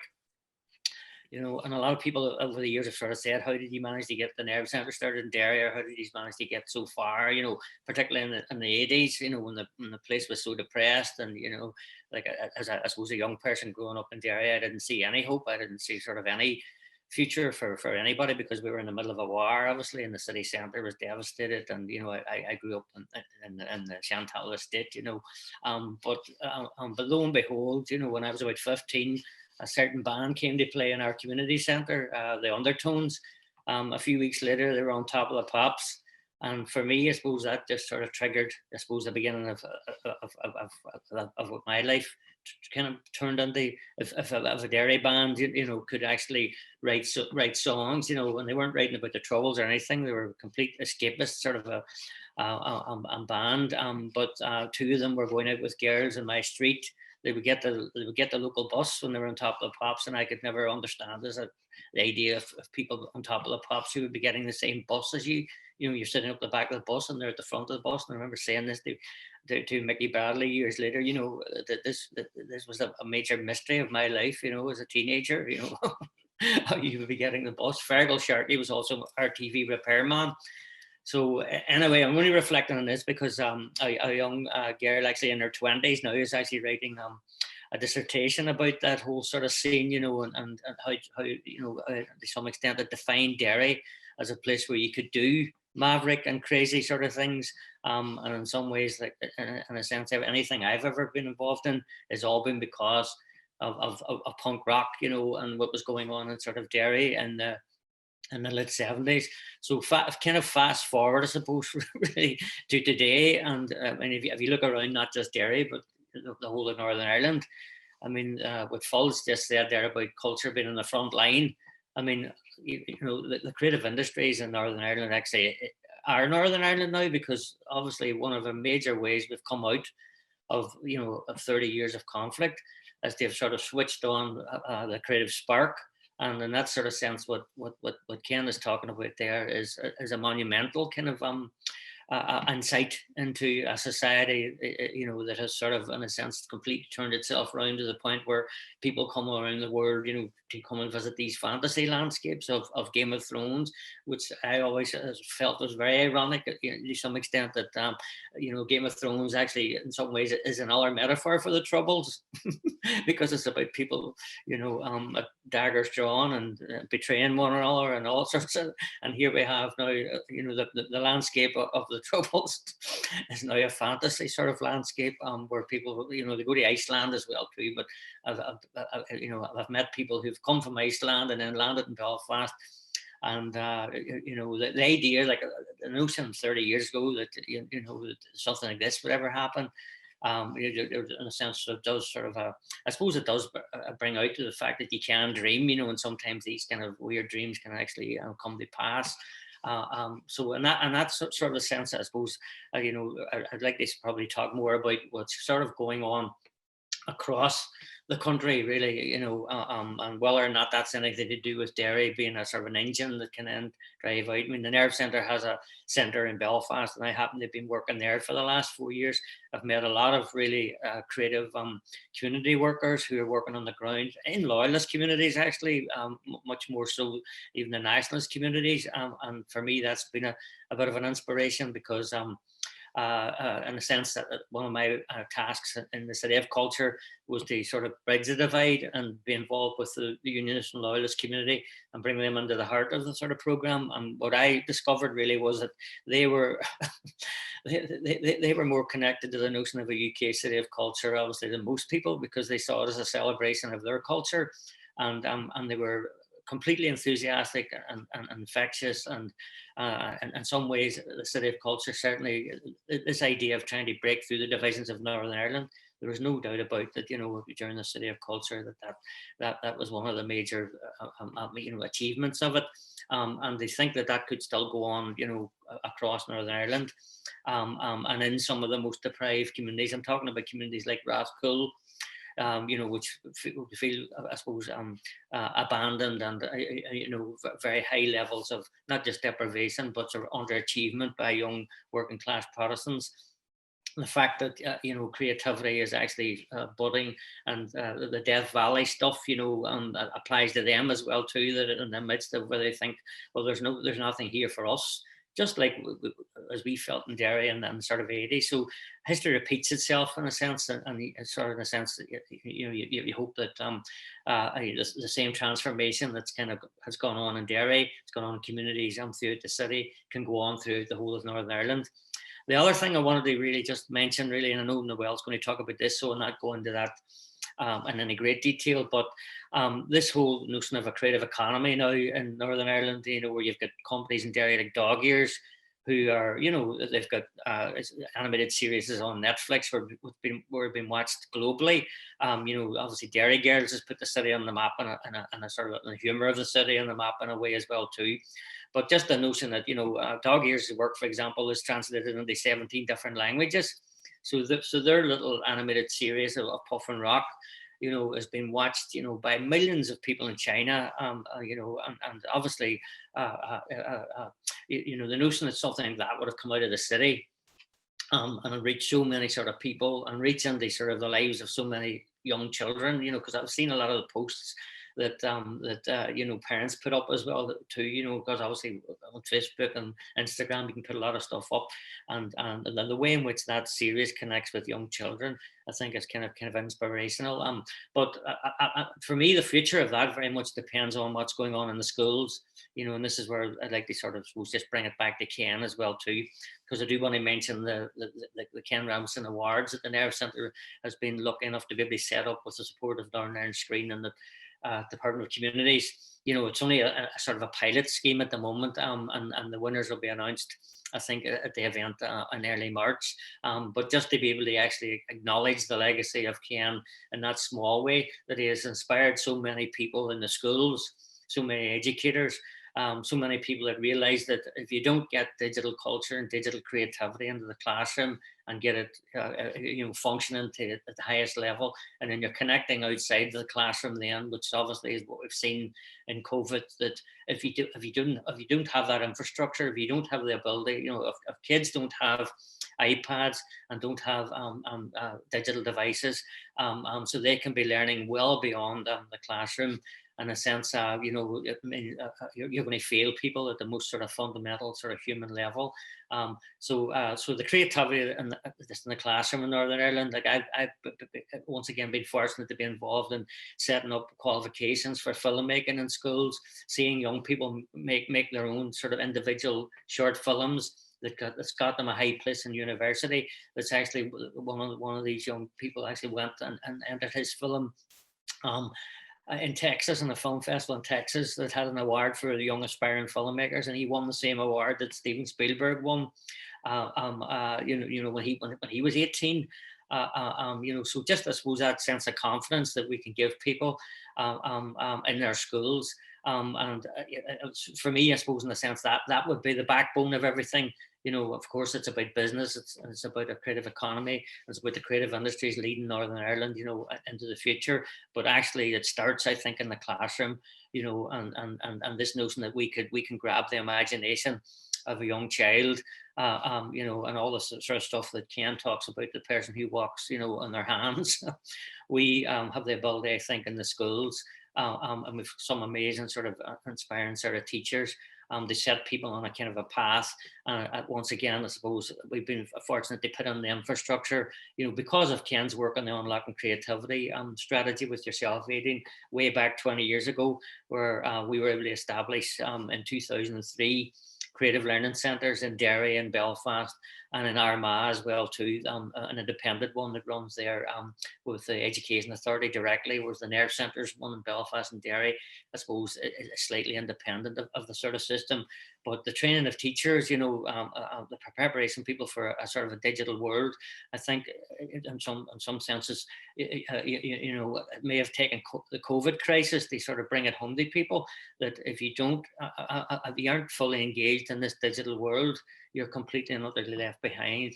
And that would be my, I suppose, just parting message around an Imagine If. That my imagine would be obviously that out of COVID now, to come out the other end of COVID, that lesson would be well and truly learned. That if you don't pick up the digital shovels, the digital tools, and really use them sort of in the most creative way, as Ken obviously has got outlined, and nearly everything he ever says, that's what he's kind of saying, is about digital connectivity and the way that in a sense you can change lives, you can transform sort of whole societies, and hopefully that's what the lesson of COVID will be.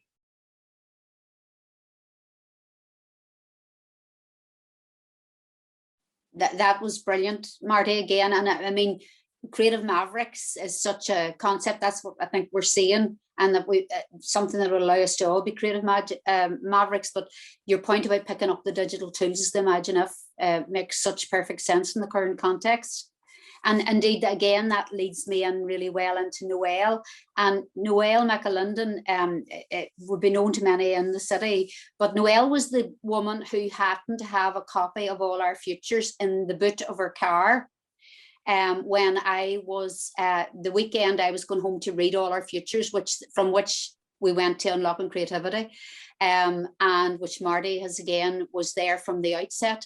So Noelle is someone who has taught across schools, colleges, universities, and in the prison sector, and was the advisory officer in the Western Education Library Board at the time, and was thankfully given to the City of Culture team on secondment for the duration of the 2013 year, and indeed either side of it, and was such a fundamental support in the development and delivery. The London Street Gallery in particular was a good example of where she just used her own creativity. She's an artist herself, a curator, an arts activist. So we couldn't have had today without having someone like a Noelle who just personifies indeed that creative maverick piece. And Noelle, without further ado, again, over to you.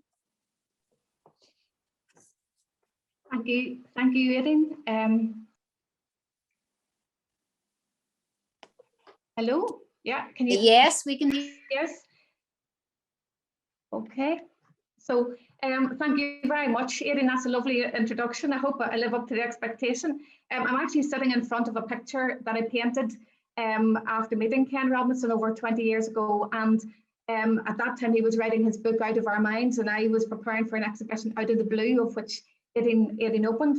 And it's a reminder for me about nurturing the child inside all of us. My background is in education. I trained as an art and design teacher, and I worked in schools and college, university, and the prison sector. And I've had so many opportunities that I have been really truly blessed. And the people that have inspired me in my life, among many, have been my teachers as early as primary school. I know that we spend a lifetime looking for our tribe, and to find our purpose and passion can be a destination that none of us will ever get there to. And I can remember with great relish the first time that I met Ken Robinson speak at an event in Stranmillis College, and it was his presentation of All Our Futures. He was addressing an audience of educators, of arts managers and cultural organisations, and the delivery of his message, which was his presentation of All Our Futures, was as poignant and as passionate as the content that he actually mentioned. We felt we had found our tribe, not only our tribe, but we'd found our leader and we'd found our mentor. And you can imagine the relish in which we worked when we were invited to participate on the Unlocking Creativity agenda, which was the unlocking the potential of the people and place across the whole of Northern Ireland. On that day that I was coming back, I took 2 copies. I always believe that get one and then give one away. And on the way back, I met Aideen in Sprucefield, and I handed over the copy. And I just felt so passionately about the importance of that document, but also the importance of the message, and how fortunate then a number of us, our colleagues and those involved in the arts and cultural sector, were to be part of that Unlocking Creativity strategy. It was an extension of our tribe. We were committed and dedicated and connected to really, I suppose, making sure that creativity was there, not just exclusively the remit of the arts, but wider and further afield. And with Aideen's vision to deliver and develop this idea of bringing Ken back to inform not just one government department, but 4 government departments. And like Marty, we have seen the manifestation of that document in so many different ways. I know I in a personal as well as a professional capacity owe so much to Ken and his thinking and his vision, but also so many generations of children and our professionals and our educators. And I suppose to the point that our educators are not exclusively our teachers. Our teachers are fundamentally part of that. But we've seen during COVID and during lockdown that our educators come in all shapes and sizes. And for me, the key point as well is about lifelong learning. I taught in primary, post-primary, college, university, and in the prison sector. And the oldest student I had was an 83-year-old ex-Japanese prisoner of war who was as passionate about learning as he was, I'm sure, when he was much, much younger. It was his way out of and way through challenges, losses and gains, bereavements and reincarnations. And for me, it was a real lesson and a real privilege then to join the team that were part of the huge tribe that delivered the first UK City of Culture for Derry Londonderry. Part of that, I suppose, induction was working on the one plan and the stakeholder engagement piece. And as Marty and Aideen and Jennifer have said, the importance of working with and connecting to all of the communities, the individuals, the cultural champions, and in a region and a city that was rich with cultural and creative activity, was really, really powerful to witness. To actually witness so many ways in which we could see artists as catalysts, as change makers, to recognise the creativity within ourselves and within each other, and to look at the reclaiming of spaces and places in a completely different way. One of the many initiatives that I know was a direct response from the Unlocking Creativity agenda was the Creative Youth Partnerships model of placing artists and writers and performers and creatives in youth settings from early years right up to the age of 25. I know that all of my colleagues across the Education Authority and our 5 development officers were a crucial part of the success, and working in partnership was the only way that we could have delivered that. Obviously in partnership with VCAL, with the Arts Council of Northern Ireland, but also with the communities, with the businesses, with the individuals and the artists themselves, and also our educationalists.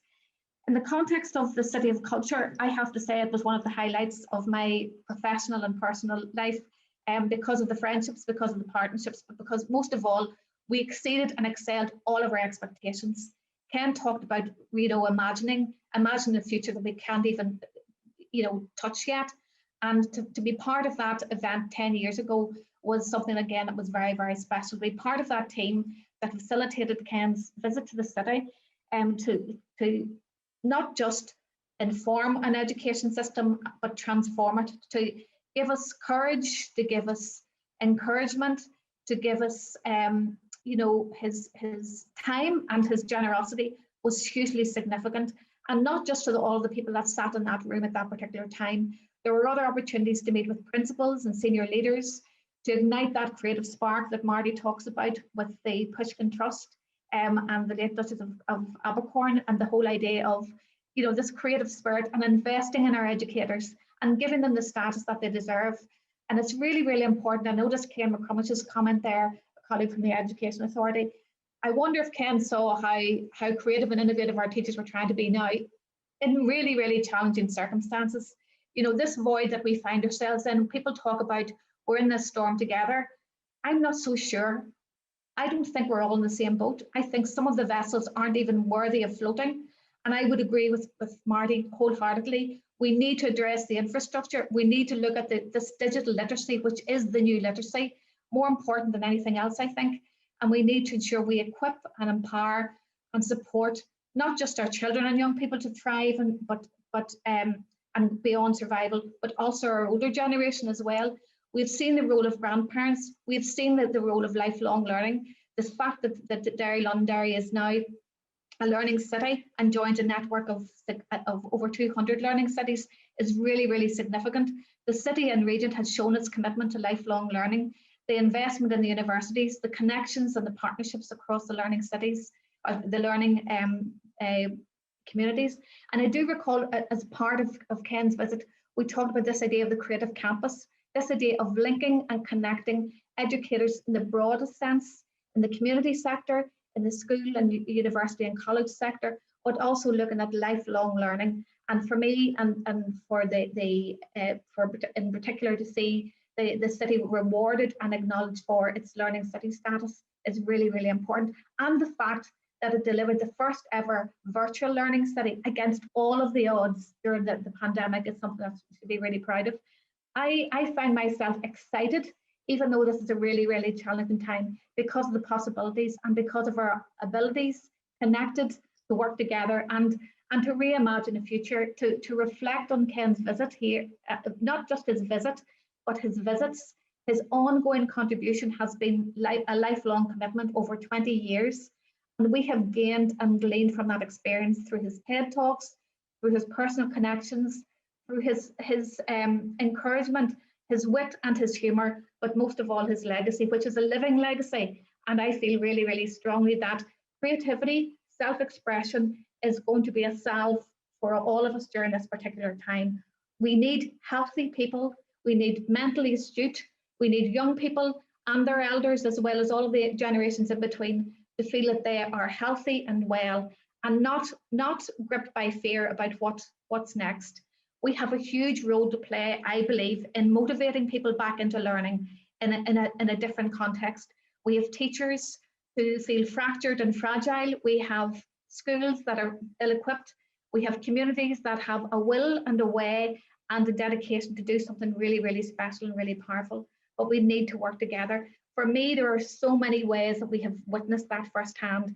The Northern Ireland strategy, the Unlocking Creativity strategy, the City of Culture regional commitment and the subsequent legacy, the partnerships, the programmes. We currently have a programme for government out for consultation and a health strategy. It's not a case of one or the other. We need to do this together, and we are stronger by working together.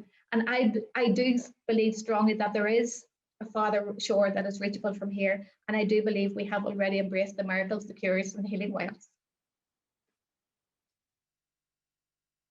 Wonderful. Thank you so much.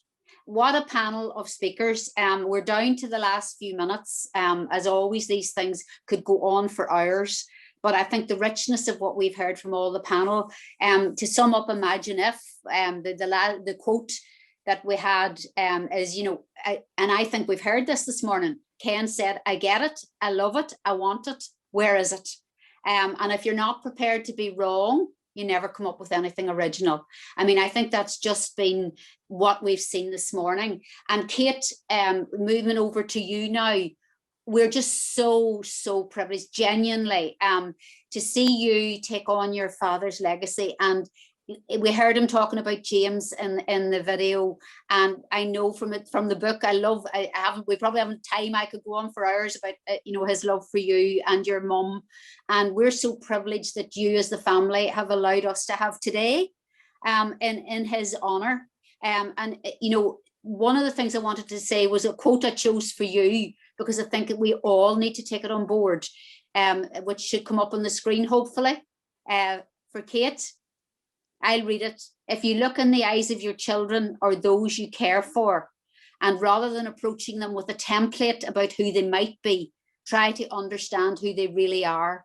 I think that's just what we've heard this morning. And Kate, you're the personification of that. You are your father's daughter, and he should be so proud. And indeed, in the chat box, somebody said Ken must be up there dancing. And during that, the sun was beaming down on me. So I just feel that he was with us, and he is with us, and even more so because you're going to say a few words for us now to tell us how we're going to continue his legacy. Thank you so much, Kate. Thank you so much, Aideen. It's funny, Dad mentioned James in the first TED Talk, and you'll notice he mentions me in the second, and that was not coincidental. That was the 4 years in between of me harassing him. I'm not even sure if the story told's true or not, but I'm in there. This has just been incredible. I mean, it's for me to hear everything that everyone's been talking about. Jennifer, that wall behind you is amazing. You're going to have to tell me who the artist is so that we can get one for ourselves here, because it's just beautiful. And I should say, by the way, I've been slightly creeping in the background the whole time. I didn't know if I should put my camera on, so I've listened to absolutely everything. I think what the biggest takeaway that I've had from watching this and listening to you all speak is the Derry and that experience really is a living and breathing legacy of everything that Dad talked about. It's such a shining example of what happens when people, John, as you said, are in their element, when they're working together. And that was the other superpower that Dad said that humans have, aside from imagination, was the collaboration. And in schools we talk about competition constantly, but actually what happens when we collaborate. And to hear today about the collaboration that happened with Derry, and to really just look at what happens, as you've all talked about, when the conditions are created. It's all the evidence we need, isn't it? If we needed any more of it anyway. So it's just, Aideen, I'm blown away by all of this, and listening to you all speak this morning, and hearing all of your imaginative statements have been incredible, which is, Dad talked in that session he did in Derry 10 years ago about imagination, and that quote about how we can't predict the future, but we can help to create it. And that's what we're trying to do with Imagine If. It's inspired by his commitment to our powers of imagination. He talked about how we don't live in the world as other creatures do. We create the worlds in which we live, and we do that through our power of imagination. And certainly, as everyone's touched on a bit this morning as well, the difficulties that we're facing because of COVID and because of Brexit, and because we are where we are at this point in history. The time has come to really take stock of the aspects of life that aren't serving us, and to recreate them, to reimagine them. There's another really beautiful quote from Dad that he put in one of his introductions for Out of Our Minds, which was, the more complex the challenges of the world become, the more creative our solutions must be to overcome them. And I think that's what, Derry, City of Culture, really lived and breathed, and that's what we're hoping. So I think we've got so much to learn from the experience, and it's just been incredible hearing everybody speak this morning. So thank you.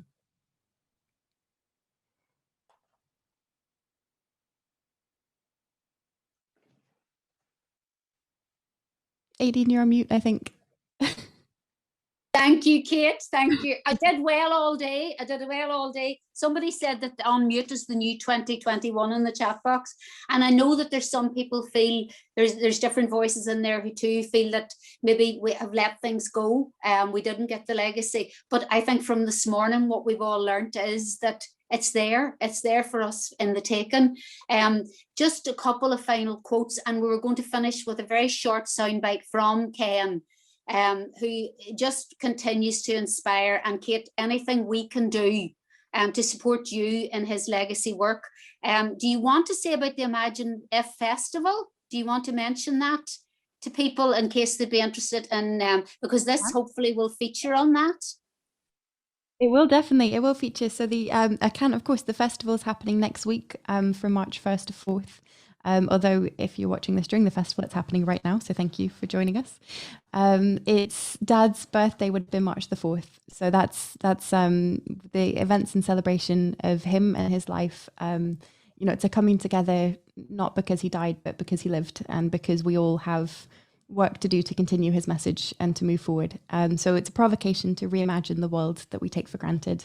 And the 1st to the 3rd, there'll be events like this, which are just amazing. And then on the 4th, we've got rather a long stream, got slightly carried away with ourselves. So we've got, I think, about 12 hours worth of content for the 4th, which will be in his channels. So if you follow at Reimagined on Twitter or Instagram, and the website's we-imagine. No, it's not at all. Ignore that. It's www.imagine-if.com. I'll put it in the chat. Perfect. Perfect. That's what I was going to say, because I'd say a lot of people will want to tune in, and we are honoured to be on the platform, on the fringe of it. It's fabulous that we are. And just to finish, because we're already over time slightly, but I just wanted to finish with this clip from Ken. And just to say that the last quote actually sums up what you said. He told us to make the best of our time together on this small and crowded planet. This is his quote. We have to develop consciously and rigorously our powers of imagination and creativity within a different framework of human purpose.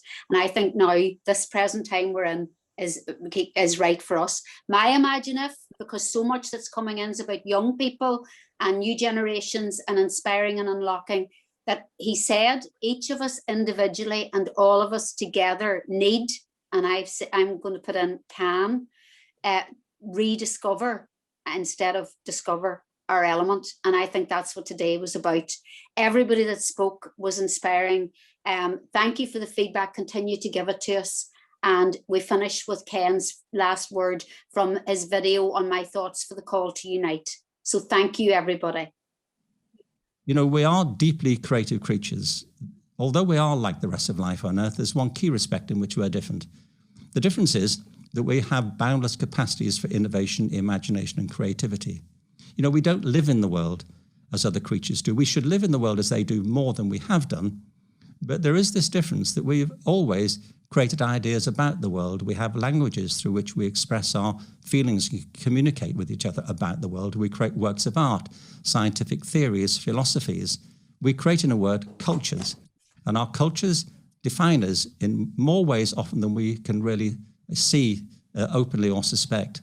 The world is full of diverse cultures, diverse ways of seeing. That is true, but we also have common interests. We have a common set of fortunes to confront. We are a single species with other species on one planet. And as we get back to normal, we need to reimagine what that could look like, and to learn the lessons of this lockdown, to learn the lessons of the pandemic, to see beyond them, and to create a new sort of world and a new kind of normal. There is an opportunity. It takes bravery and imagination, and we have plenty of that in store. Thank you. Thank you, everyone, for joining us today.